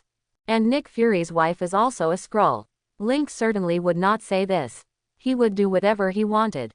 Nick Fury talked about Captain Marvel Carol Danvers, which surprised Thor the most. He hurriedly said, "Wait, do you mean he can blow up the Kree warships with his bare hands?" "Yes, she blew up one ship, and then the others retreated." Nick Fury nodded slightly. "I didn't see the Asgardians come to help during this crisis. You keep saying that the Earth is under your protection, but I don't know if we can rely on you. Especially your Prince Loki, he is trying to conquer the Earth. As the director of S.H.I.E.L.D., I must ensure the safety of the Earth." It's not that we like to develop weapons. Isn't it normal for S.H.I.E.L.D. to develop weapons as a global organization? Otherwise, what can we use to surround the Earth? Aerospace mothership. I was a little proud before, but now this thing seems to be useless, even worse than a few fighter planes. It can be deployed quickly around the world, but once the alien army attacks from space, we are still powerless. So, I hope to form an Avengers alliance. Even if the Earth fails, you can still inflict heavy damage on the enemy. Hearing this, everyone finally understood Nick Fury's true thoughts and intentions. He has really faced alien warships, and it was a fleet. Everyone looked at each other, and Link was the first to say, "I'm willing to join, but there are some issues that need to be discussed." Nick Fury asked, "Lin, what do you want to talk about?" "It's not that I want it, but that we, first of all, need to let us people talk to each other." Link said, "I estimate that everyone will join, but what should we do after joining? This is a huge problem." Nick Fury nodded slightly and said, "Okay, then I'll leave this place to you for the time being. Just call me after we've negotiated." Nick Fury turned around and went out. This was the New York branch. After all, everyone was basically here. Link spoke again. "What do you think?" "Lin, tell me first." Steve Rogers said first. "After all, we all know your wisdom.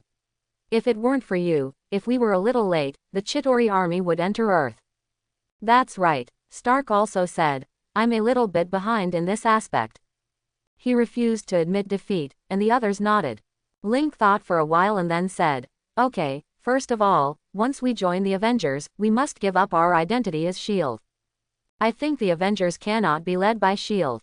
They should be an organization with decision-making power in operations. We cannot become tools." "Agree." Stark immediately agreed. "To be honest, even if Fury has revealed some secrets, I am still sure that he has more secrets." Link smiled and said, "That's for sure. How long has S.H.I.E.L.D. been established? How come there is only a little secret? Of course, the Kree attack did threaten the security of the Earth. And that Thanos is also not a good guy. Even advanced civilizations can't do anything to him. His killings are appalling. Think about the Earth, with a population of 7 billion. If he kills half of it, it will be 3.5 billion. I can't imagine such a terrifying number." Everyone's expressions became serious. Link continued, "But we need a liaison with S.H.I.E.L.D., and I think Captain America is the most suitable. He will be responsible for the communication between us. This bridge is trusted by everyone, how about it?" "No problem." Everyone agreed. Link looked at Thor and said, "We are still very unfamiliar with the universe, and we need Asgard's help. You were able to protect the Earth in the past, but it seems to be much worse now. Is there something wrong with you internally?" Thor was stunned for a moment, and then said in a depressed mood, "My father entered Odin's sleep before. He was too old, and due to Loki's actions, the Rainbow Bridge was destroyed, so Asgard's army could not reach the Earth." Quote. Stark asked curiously, "You don't have a spaceship?" "No, because the Rainbow Bridge can withstand anywhere." Thor said, "And it can land anywhere. In the previous battles in Asgard, it appeared in front of the enemy." Stark rolled his eyes, and Link said, "Thor, we want to form an alliance with Asgard. This is an alliance between the Avengers and Asgard. Of course, now we need more, including information about the universe, star maps, technology, etc. If possible, I hope that Tony and Bruce can go there to study. I know that the current civilization of the Earth is not suitable for contacting interstellar civilization, but we Avengers can. I believe that with the wisdom of the two of them, they can definitely absorb and consume a lot of knowledge." Saul hesitated and said, "I can't make the decision on this matter." "Then how about you take me with you when you go back?" Link said, "I hope to meet Odin in person and discuss with him. After all, doesn't Asgard have any enemies? In my opinion, you have been stable for too long. It has always been God King Odin who deters other civilizations. And Thor, you are still not up to your father's strength." Thor had to admit this, so he said, "Okay, I will take you there to see what my father means." Link nodded. As long as he went over, he didn't want to show his strength on the Earth, but it might not be impossible in front of the God King. After all, if you don't have strength, the God King may not be able to talk to you. "Tony and I will fund the construction of an Avengers headquarters. We will be responsible for the funds ourselves, without the need for an official. This way we can have more freedom. Link continued. Of course, there will also be a salary. Under normal circumstances, if the Avengers headquarters needs to be permanently occupied, Steve, Natasha, and Clint will need you. Thor will not stay on the Earth forever. We need a means of communication and cannot rely too much on the Rainbow Bridge. This is a lesson. Bruce can work in Stark Industries or Osborn Group, you can be qualified no matter where. We'll talk about it later if we think of anything, but the main thing we're talking about is the code of conduct. Everyone nodded in agreement. Link saw that he had reached a unified opinion, and then called Nick Fury in for negotiation. Nick Fury guessed it. After all, Link reminded him on the mothership to pay attention to nuclear bombs, and then the World Security Council actually gave the order. Unfortunately, Nick Fury partially blocked the weapons depot in advance. Moreover, the fighter planes were heavily damaged, and the remaining ones were flown out to provide support. There were no fighter planes to carry them. Nick Fury was really scared and broke out in a cold sweat. If it was really launched, the consequences would be disastrous, especially since Thor from Asgard was there. Asgard's Rainbow Bridge is not usable now, but it is about to be repaired. Once it is repaired, will Asgard send a large army to the Earth? At that time, he will have to summon Captain Marvel, but the losses he will suffer will be extremely huge. What is the strength of the God King of Asgard? Look at Thor, this guy's combat power is already very strong, and his father is much stronger than him, otherwise he can't take back his divine power. These things have been analyzed by special people in S.H.I.E.L.D., which may not be accurate, but can only be estimated at a high level. Nick Fury said, I agree with your opinions and ideas. I will be responsible for communicating with the World Security Council on this matter. You can prepare first. Link didn't expect it to be so smooth, but Nick Fury must have something he didn't say, but this matter has nothing to do with them. No matter what the reason, Link will definitely not obey the command of the World Security Council. In addition, with him around, Vision wouldn't have been born, and Ultron wouldn't have happened, so Tony Stark wouldn't agree to this. Both parties reached a preliminary proposal, and today's work was successfully completed. Then they discussed where to put it.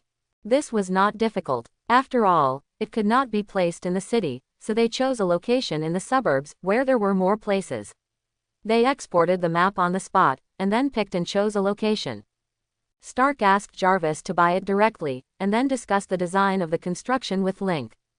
Link proposed that there should be prisons, radars, air defense and other security measures first, and then there should be functions such as living, training and cultivation, and then there should be transportation. In addition, it is also necessary to build nanosuits for everyone. Before Link crossed over, he watched the movie and felt that the resources were not fully utilized.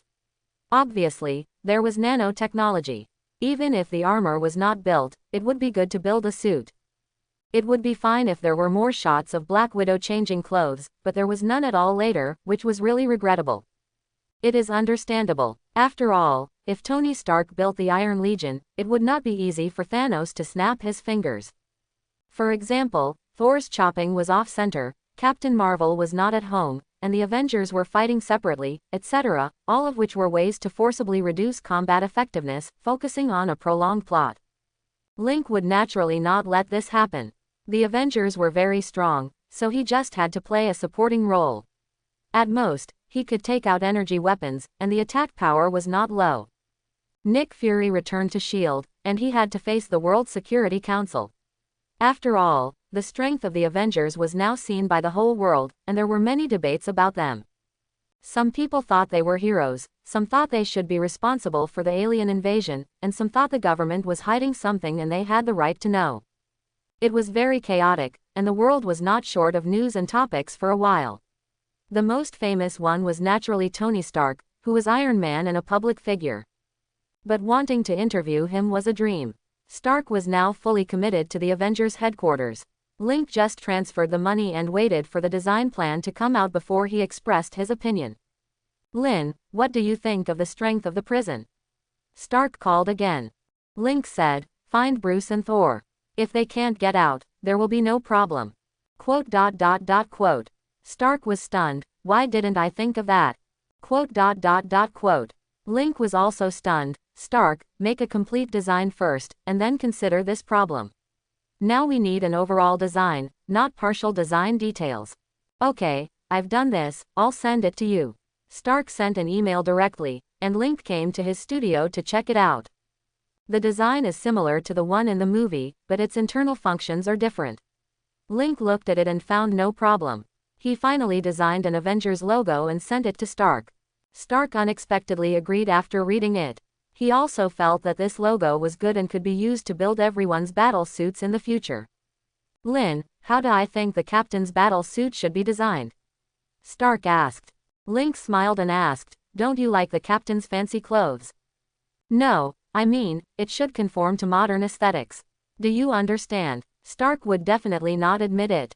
Okay, you can say whatever you want. Anyway, the nanotechnology is given to you, so you can do whatever you want. Link said, but he is Captain America after all, and some things must be available, which is very beneficial to us. I understand. Stark nodded slightly. Nick Fury's confrontation with the World Security Council did not produce any results. He is the director of S.H.I.E.L.D., and the strength of the Avengers is there, so the two sides can cooperate. If you want to control, what can you control? Nick Fury directly fought back, and people like Black Widow, Hawkeye, and Link left S.H.I.E.L.D. and joined the Avengers directly, which is the best result. At the same time, Captain America will serve as a liaison officer to ensure communication between the two sides. The Avengers will not participate in political issues, which is the bottom line, especially Stark and Link. Now that the chairmen of the two groups have joined the Avengers, they have no shortage of funds for development. It is already very good to only be responsible for the safety of the Earth and not interfere in other matters. In addition, the Avengers will form an alliance with Asgard to support each other to deal with possible alien threats in the future. Asgard will not provide technology to the Earth. After all, the overall technological level of the Earth is still too low to digest this knowledge, but Stark and Bruce should have no problem. Asgard may agree to provide only a few people, so that the Earth has some protection, which is the best result. If more people are required, the consequences are unpredictable. At worst, they will not join the Avengers. The World Security Council has no choice. Facing two major groups, they have lawyers to fight with you. Nick Fury has many secrets. He also has an alien spaceship in the outer space of the Earth. The Skrulls followed Carol Danvers to leave the Earth and find a new home. As a result, they came back 2 years later. Their trip was not smooth, so they could only return to Earth to settle down temporarily. Some of them entered the Earth to help Nick Fury, and the other part stayed on the spaceship. SWORD was secretly established, and all the alien objects found by S.H.I.E.L.D., including the mysterious objects representing 084, were all launched into the universe by rockets, that is, into this spaceship. If he wanted to build a spaceship, it would not be difficult. The Skrulls could help him build it, and the one in space was a Kree spaceship, which could be used for research. But Nick Fury did not do this at all, and he did not want to hand these things over to the World Security Council, and these were his confidence. It's just that Nick Fury's confidence was not so reliable. Some of the Skrulls later launched a rebellion. The most entangled problem for Nick Fury now is the cosmic cube. His intuition tells him that something is not right, but the fragments are real. Although they cannot be pieced together into a complete cube, it is almost the same. After all, it is too broken. Even Thor does not know much about the cosmic cube. This matter will eventually fall on the god King Odin. Nick Fury hopes that Thor will talk to him before he goes back. Let him ask the god King whether the cosmic cube really exploded, and how great the energy impact will be after the explosion. The reason why Nick Fury thought there was a problem was because the energy impact was too small. For example, Link's skateboard had problems when it encountered the energy impact, but he himself was fine. Dear, I received an invitation from Victoria's Secret. Do you want to accompany me? Jessica took an invitation and came to Link's side that day. Link was stunned for a moment, and then suddenly realized that there were many overlaps between the Marvel world and his original world. Naturally, a show like this in the fashion industry would not be absent. In the original world, Victoria's Secret could not survive in the end. Its positioning was too pretty and gorgeous, but it did not meet the needs of consumer groups. This thing looks good, but it makes you uncomfortable when you put it on. There are problems with its business strategy and innovation. Link nodded and said, okay, let's go take a look. But I think the brand you are wearing now is good. It is pretty and comfortable. Jessica put her arms around Link's neck and asked, don't you want to see me with wings? Link rolled his eyes, but suddenly he had inspiration and said, why don't you look for someone who makes cheongsam? I would like to see you wearing a cheongsam. Oh, is it an oriental cheongsam? Jessica seemed to understand. Link was Chinese. Okay, I will look for it, but shall we go? Shaking the invitation in his hand again, Link could only nod and go ahead. It was rare that Jessica had some requests, so Link would naturally not refuse. I'm going to invite Trish. Jessica ran away immediately and called Trish. This time the Victoria's Secret show was held in New York, and many New York celebrities were invited. When Link, Jessica and Tracy arrived on time in a Rolls-Royce Phantom, they saw Tony getting off the car at their front door. Stark and Pepper Potts. They were arranged in front of Link. Link was sure that this was Pepper's request, and it was probably the same as his situation. With McCall as the driver, Frank got out of the car in the passenger seat and opened the door at the back. Link got out of the car first, and then picked up Jessica and Tracy. There are two people holding their arms, one on the left and the other on the right. Tracy is also a big star. She has been famous since she was a child and is popular in everything she does. Although there are unbearable past events, most people don't know, and the media doesn't think they came together. Jessica and Trish are stepsisters, and Jessica was adopted by Trish's mother. This matter is not news, but Jessica's current situation is news. Her boyfriend is the latest billionaire to acquire the Osborne Group and is the chairman of the Osborne Group. He also owns 10% of Stark Industries, established the Jessica Charitable Foundation, invested in United Construction Company to develop Hell's Kitchen, and so on. This man's rise is extremely fast, and he is naturally the target of media exploration. Unfortunately, Link is not Stark. He is too low-key and rarely goes out. Especially after moving to the Osborne Group, the studio is like Link's new toy. The flashing lights were like exploding. Link was wearing sunglasses, but Trish and Jessica were not. They seemed to be fine. Trish was used to it, and Jessica was said to have encountered this often. After all, she is Trish's sister, and she will be chased by the media, which makes her very annoying. However, now that she is responsible for most of the affairs together with Link, she has also tempered herself. The two beauties had different styles, one holding Link's arms on the left and the other on the right, making Link the envy of the men. The three of them walked along the red carpet together, listening to the calls from around them, and turning around from time to time to let people take photos. The short red carpet lasted nearly 3 minutes. No one came to urge me. I signed at the entrance and then entered the venue. Stark waved, and the three of them walked over. They hugged each other, and then sat down. Link and Stark sat together. The three of them got together, and their postures seemed very familiar to each other, but Link and Stark knew nothing about it. Stark said, "The construction of the headquarters has begun and everything is going smoothly. I asked Thor and Banner to test it. There is no problem with the prison's defense. I just need to ask for advice about my personal room. My room doesn't matter, as long as it has a bathroom for normal living."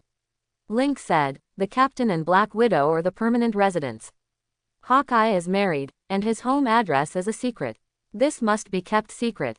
Stark nodded, and then said, "I am going to improve the Quinjet fighter and then use your weapons factory to produce it." "No problem, I will keep an eye on it personally, and we should all learn how to drive it, but the key is the spaceship." Link said, "The Kree people Fury said before are worthy of vigilance. We are still too unfamiliar with our understanding of the universe. If possible, we should go to the universe once. Asgard is the key." Stark's eyes lit up and he said, "I think so too. I want to see where the gap is between us and them. I don't feel that the Chitauri are that strong. My plan is to build an Iron Legion, but Jarvis isn't enough when it comes to control." "No, one Jarvis is not enough," Link said. "The Osborne Group has also developed an artificial intelligence called Alfred, which is similar to Jarvis. If one is not enough, we will use a few more. But you must not think about developing real artificial intelligence. This is very dangerous. I have an idea that should rarely come to fruition." "What do you think?" Stark asked. "Legion plan," Link said. Develop several more artificial intelligences, each Avenger will master one, and through the Avengers' orders, the artificial intelligence will command the robots to fight. And the robots can be of various types, such as fire support, assault close combat, infiltration and reconnaissance, etc.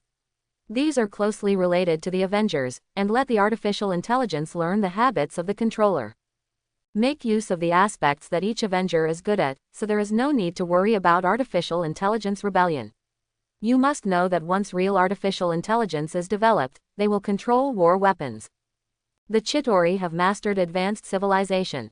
Although they are ugly, they have indeed entered the interstellar age. Why don't they use artificial intelligence? Is it not possible? Stark fell into deep thought. He did want to develop real artificial intelligence, but Link was right. Why don't the Chitauri use it? This is a problem, so it is worth being vigilant, and Link's idea is indeed good. Okay, I will consider your suggestion. I will design a new artificial intelligence to cooperate with me in combat. Stark said. If the plan works, then some of Osborn's weapons factories will have to be transformed. Don't worry, there is no problem with this, Link said.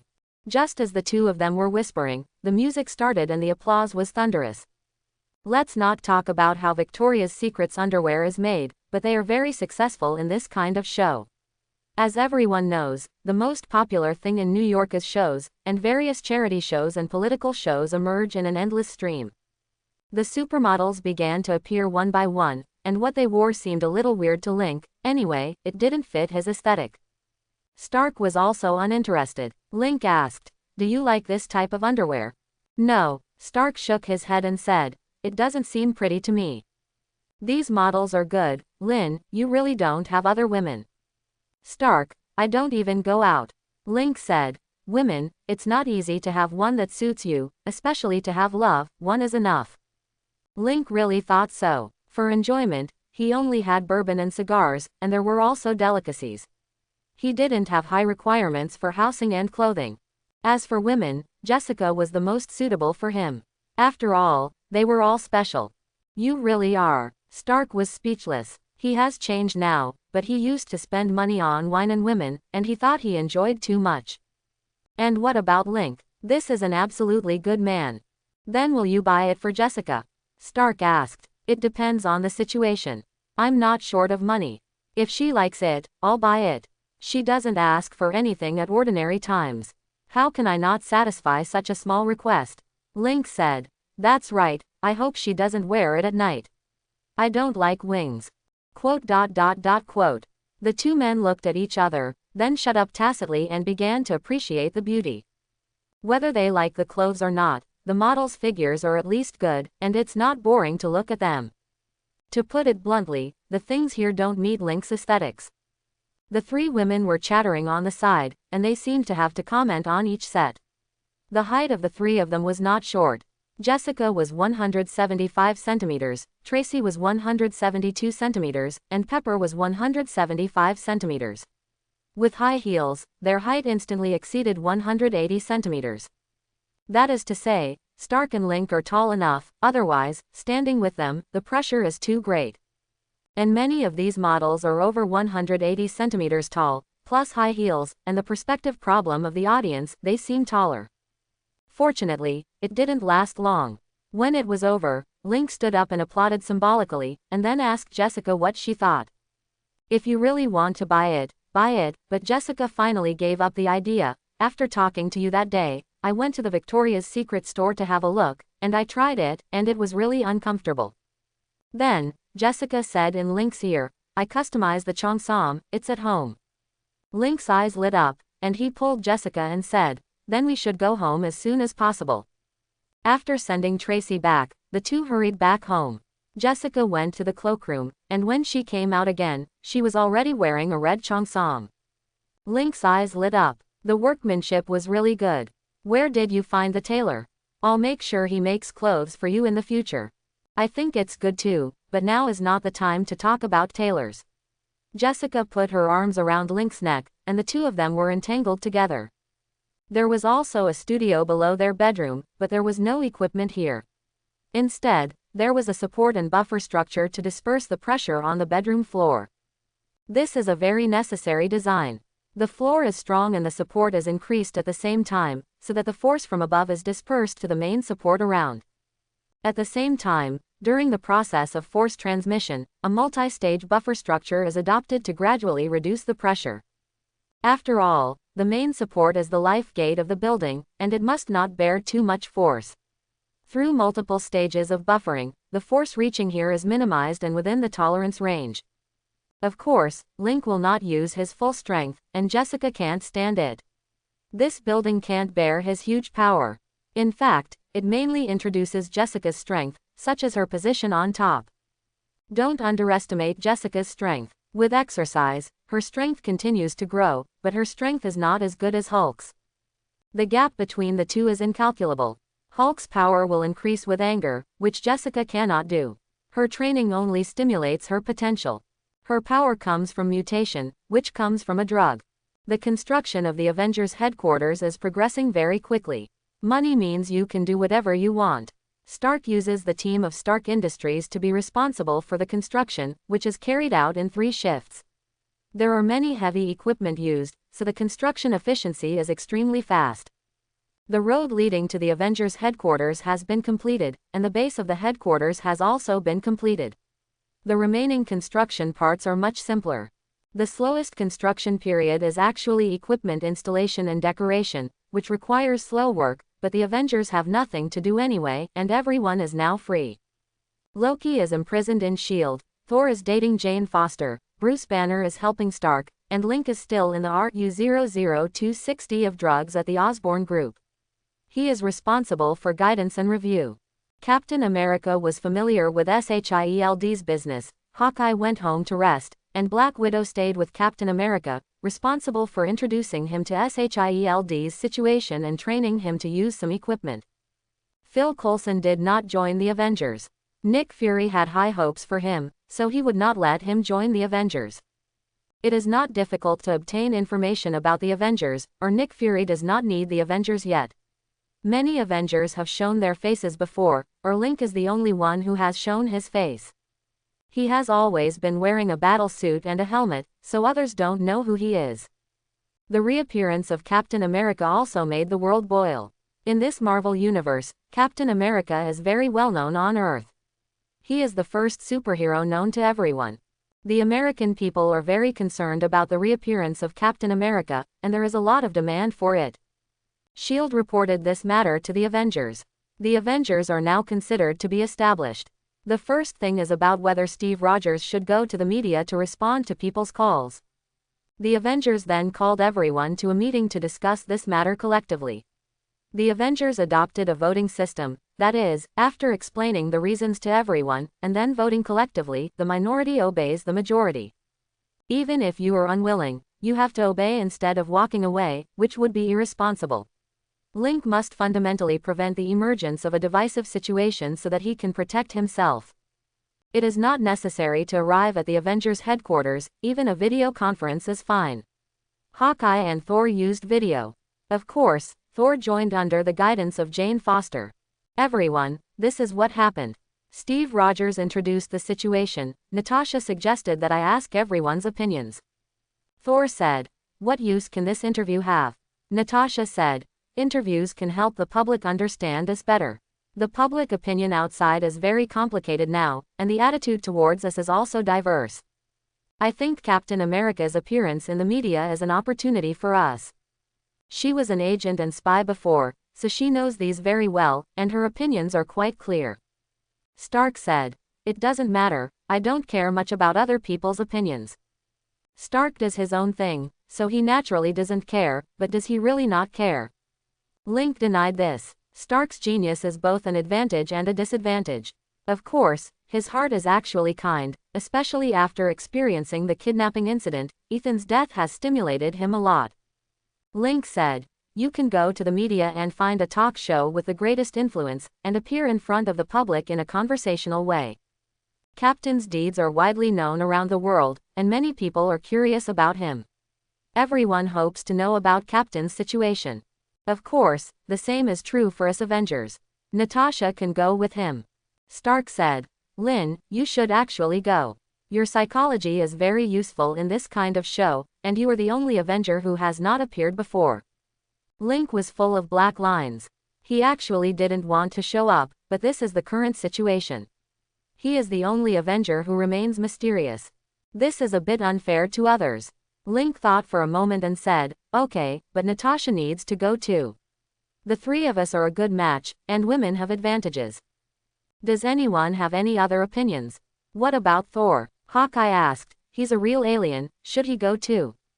Not very suitable, Link said. Thor doesn't know much about the situation on Earth, and his way of thinking is different from ours, so he can easily fall into the host's language trap.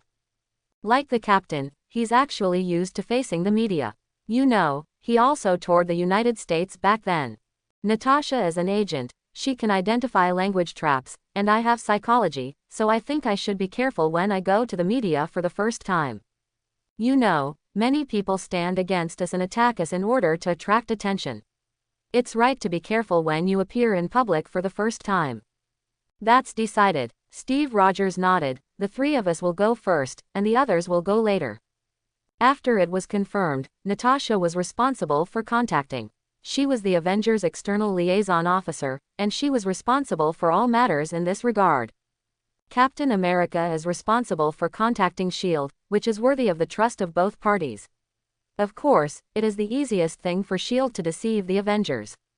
As a woman, Black Widow has advantages. She is responsible for external affairs. On the one hand, she has no family burden, and on the other hand, she has excellent professional ability. She contacted Oprah's talk show. The cover show has been running for more than 20 years, but recently I heard that it will be discontinued. However, Natasha believes that Oprah's ability is the best, and her orientation is also relatively positive. Instead of going to its show, it is better to come to this show and let them promote it in advance. Maybe they can keep the show. She naturally won't say that she likes this show, but Link thinks it doesn't matter. It doesn't matter which show you go to. If there are fewer difficulties, it's not bad. Sure enough, when Oprah received Natasha's call, she was even a little bit unbelievable. She then made detailed inquiries, including the 3 people who participated in the show. Captain America, of course, she knew, but Natasha didn't know, and Link also knew. She was very surprised that the newly rising New York upstart was also a member of the Avengers, the only one wearing a helmet in the previous war. Now the problem came to her side. What specific questions should she ask? So, she found the director team and explained the situation. The director team immediately reported to the TV station. This episode of the program must be a hit and the publicity must be expanded. Someone suggested that the audience's questions could be collected and then screened. Of course, stupid questions could not be raised, but with more people, there would always be valuable questions, which were also a means of publicity. The TV station then organized personnel to optimize the questions, so that the topic could be hyped for a long time. Immediately, Oprah started to promote it herself. Of course, the names of the Avengers who attended were not made public, but were left as suspense until the day of the live broadcast. This matter could not be recorded. The effect of recording would be much worse, so it must be live. The publicity outside was afraid of being overwhelming. Link did not pay attention to it, and he did not prepare anything, but continued to study. Research and development was not difficult for him. What he lacked now was basic knowledge, more basic knowledge, and he also collected different books and papers. The collection of books in his library is now very large, all of which are about science. Every time, Link would ask the library to prepare a batch of books for him and then send them to him, and he would take back the ones he had finished reading. This matter seems unreliable, but the people in the library did not say much. After all, Link is the boss and gave them the job. You know, this library is now located in Hell's Kitchen.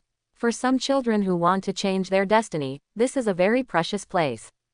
The security measures here are very good. No one dares to come here to make trouble.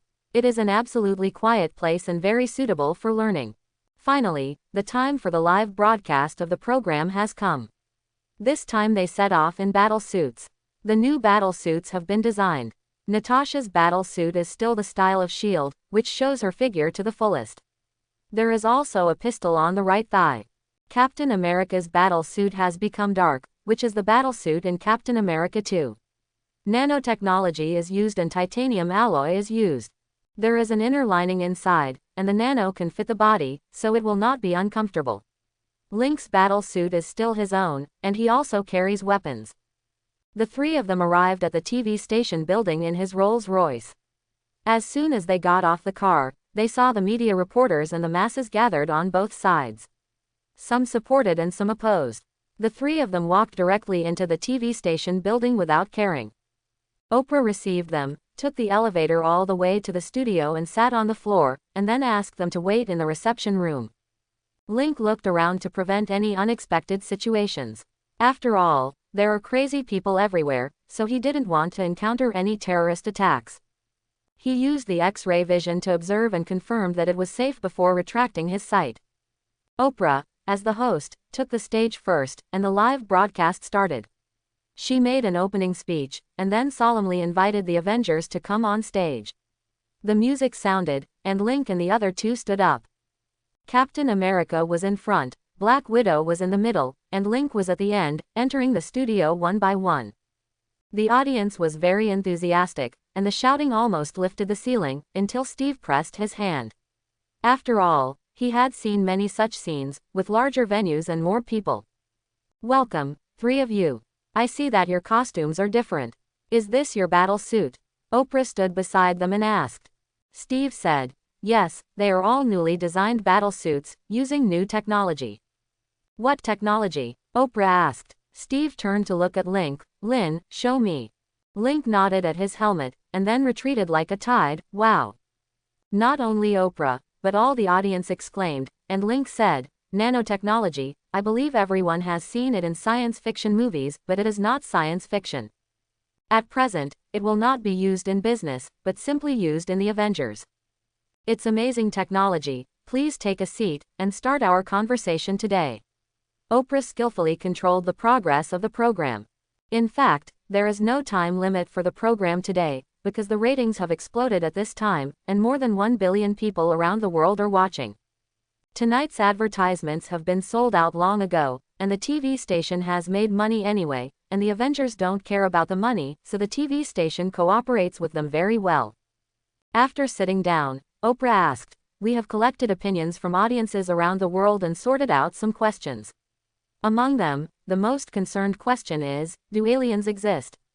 Steve was speechless, Black Widow smiled, and Link said directly, "If everyone still doesn't believe it, then it can only be said that human psychology is too fragile. The facts are in front of us. Now those huge alien creatures are still lying in New York, and it is quite difficult to deal with them. The existence of aliens will not change because of the will of humans on Earth. They are there and will not disappear because of our thoughts. It's like they want to attack the Earth, they will not ask the Earth's opinion, but directly use force. This sounds terrible, but it is reality." Link stopped here and let everyone think and buffer. Although the atmosphere is a bit dull, everyone has long known it in their hearts, but they just don't want to admit it. This is a matter of covering one's ears and stealing the bell. Oprah was well prepared after all. She waited for a moment and immediately asked, "Why would the aliens attack the Earth? Did they suddenly come at this time, or were there early signs?" Link said, "I need to correct you. The aliens did not come suddenly. They have come many times. In the history of human development, there are many alien figures. In the Battle of New York, you should have seen a man wearing armor, a cloak, and holding a hammer. He can fly and control lightning. This image should be familiar to everyone. He is Thor, the god of thunder in Norse mythology, and his name is Thor." Oprah asked in surprise, "So, Mr. Lin means that the gods in Norse mythology really exist?" Quote, "Yes." Link nodded, "He is from Asgard, the son of god King Odin, a real prince." Quote, "Of course, you can also regard them as aliens. A long time ago, there were frost giants who wanted to occupy the Earth, and god King Odin led the army of Asgard to defeat them." Quote, "That's how Norse mythology came about. They really came to the Earth and protected the Earth. In the universe, among advanced civilizations, the Earth is protected by Asgard." Quote, "What Link said just now was very dangerous, and now he said that the Earth is protected, so the audience's mood is ups and downs." Oprah thought for a moment and asked again, So, are they real gods? According to some ways of thinking on Earth, they are indeed gods. After all, the average lifespan of Asgardians is 5,000 years, but they are not immortal. Link said, "It depends on how you understand it. And I believe everyone can see that although Asgard has included the Earth in its protection range, they do not really rule the Earth. You know, they actually rule several planets, and the Earth is not ruled by themselves." Steve said, "We are actually very confused about this, but Thor did not tell us the reason. It seems that he is not very clear about this. Only the god King Odin knows this." Oprah asked, "So, there should be some secrets in it?" Link nodded and said, "Indeed, there should be a secret. In fact, everyone can try to think about it with their own thinking. Why doesn't Odin rule the Earth? The 9 planets including Asgard and the Earth form a huge world tree in the universe, and the Earth is located in the center. This place is very special, but Odin does not rule here. The only explanation I can think of is that Asgard is not the only one protecting the Earth." Hiss, Oprah was confused. "I'm a little confused. Is there still a defender of the Earth? We can't confirm this. After all, if there are, then they will be very ancient. How long did modern civilization develop?" Link spread his hands. "Actually, everyone is right, that is, governments around the world hide a lot of things. Quote, because these things involve extraterrestrial civilizations. This is a fact that ordinary people cannot accept, and there is a global agency responsible for handling related matters. The establishment of the Avengers was spearheaded by this organization and invited us to join it. The reason for its establishment is also very simple. That is, once an alien civilization invades, even if we cannot stop it, we will cause heavy losses to the other party and make them pay a sufficient price." Oprah frowned and said, "It sounds very tragic. Since we have so much protection, why do we still do this?" Link said, "Neither Asgard nor the unknown Guardians have communicated with governments, and they have not interfered with the development of mankind." Link said, "Our development has not received any guidance. For them, we are unknown. I hope everyone will support it and subscribe more."